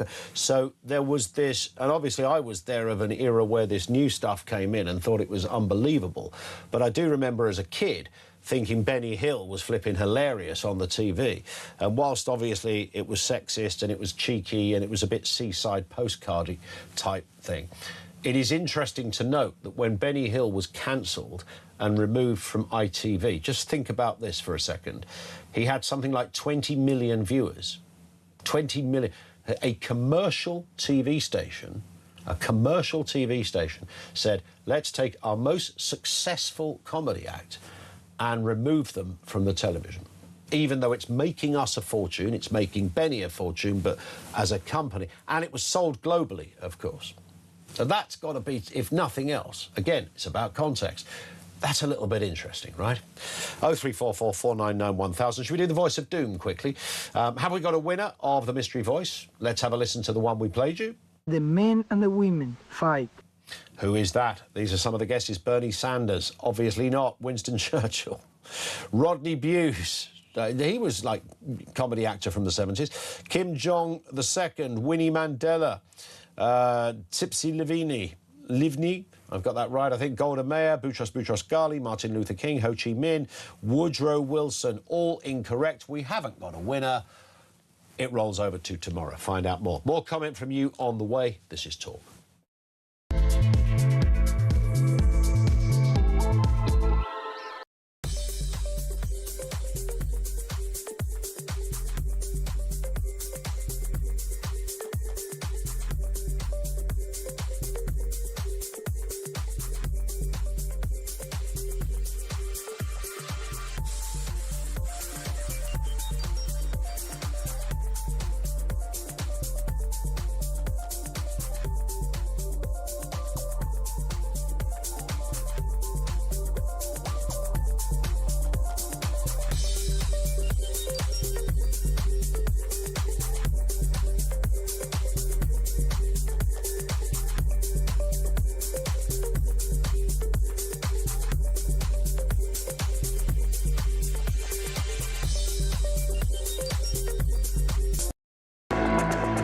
Borders have been opened to Islamist extremists. They are radicalising individuals in broad daylight, nurturing anti-Semitism, and they've been caught red-handed on multiple occasions, yet the government is refusing to act. That's across Europe, by the way. It's not just in France. It's not just in Germany. It's here. It's happening here in the United Kingdom. It's happening on our soil.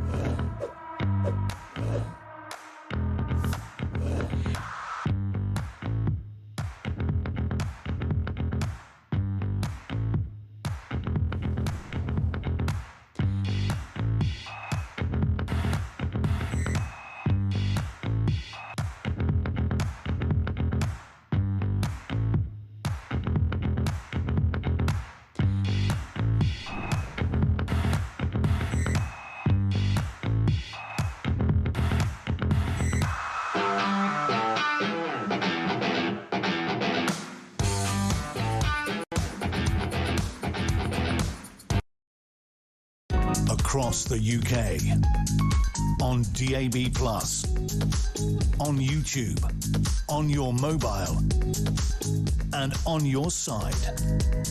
This is Talk. Just apropos the weather, Angie says, I love this, says, spring doesn't have an identity. It's a fake season. Summer is the spoilt kid, autumn is the desperate parent, and winter is the devil's spawn. I like summer and winter, and I'd be quite happy if we just had the two seasons.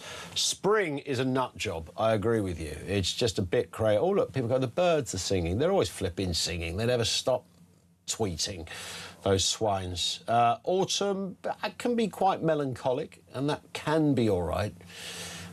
Winter, good chilly day when it's iced up and snowing like Billy-O. Love all that caper. This is Jane in West Yorkshire. Jane, what have you got for us? Hello. Hiya, I'm on loudspeaker. Do you want me to come off it? Are you on loudspeaker? You sound fine at the moment. All right. Right, so I don't know, you won't remember, Colin, that I spoke to you months ago, and I just fallen downstairs and got a brain injury. Yes, I do remember that. I absolutely remember that. How are you doing? Well, deteriorated massively. I'm sorry to hear that, Jane. No, it don't matter, but I can remember at the time you said, what are your symptoms? And I said, headaches. And then somebody came on and said, oh, what a headache. No, these are not headaches. Yeah. These are, my brain is still bleeding. Anyway, it's been decided that I need to retire on ill health. OK, so social care, which isn't something, of course, that is just reserved for people who are 100, is something that you will be requiring in some form? Maybe, but all right, yeah. So what I wanted to say was, if I died in service, I got 3 times my salary. Mm-hmm. But the local authority, Leeds City Council, would also pay for my... well, my brain's still bleeding. Do you know what? I got a second chance. Mm-hmm. I could. They told my sister that I won't live, and I did.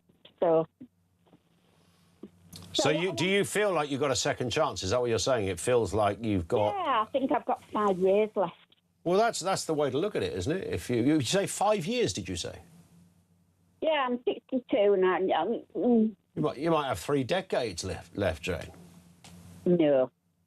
Well, I mean, never say no. Well, do you know what? I don't care anymore, Ian. I mean, I'm not... well, it's an interesting...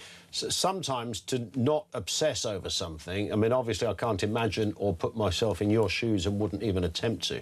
But what I do know is that, you know, living each day and not obsessing about what the future might hold is in itself not a bad disposition. Yeah. We're a thing that we always plan forward. And when you've got to live in the day, you have to live... What I wanted to say to you was, if you die in service with Leeds City Council... Hello? Oh, yeah, I think... hang on.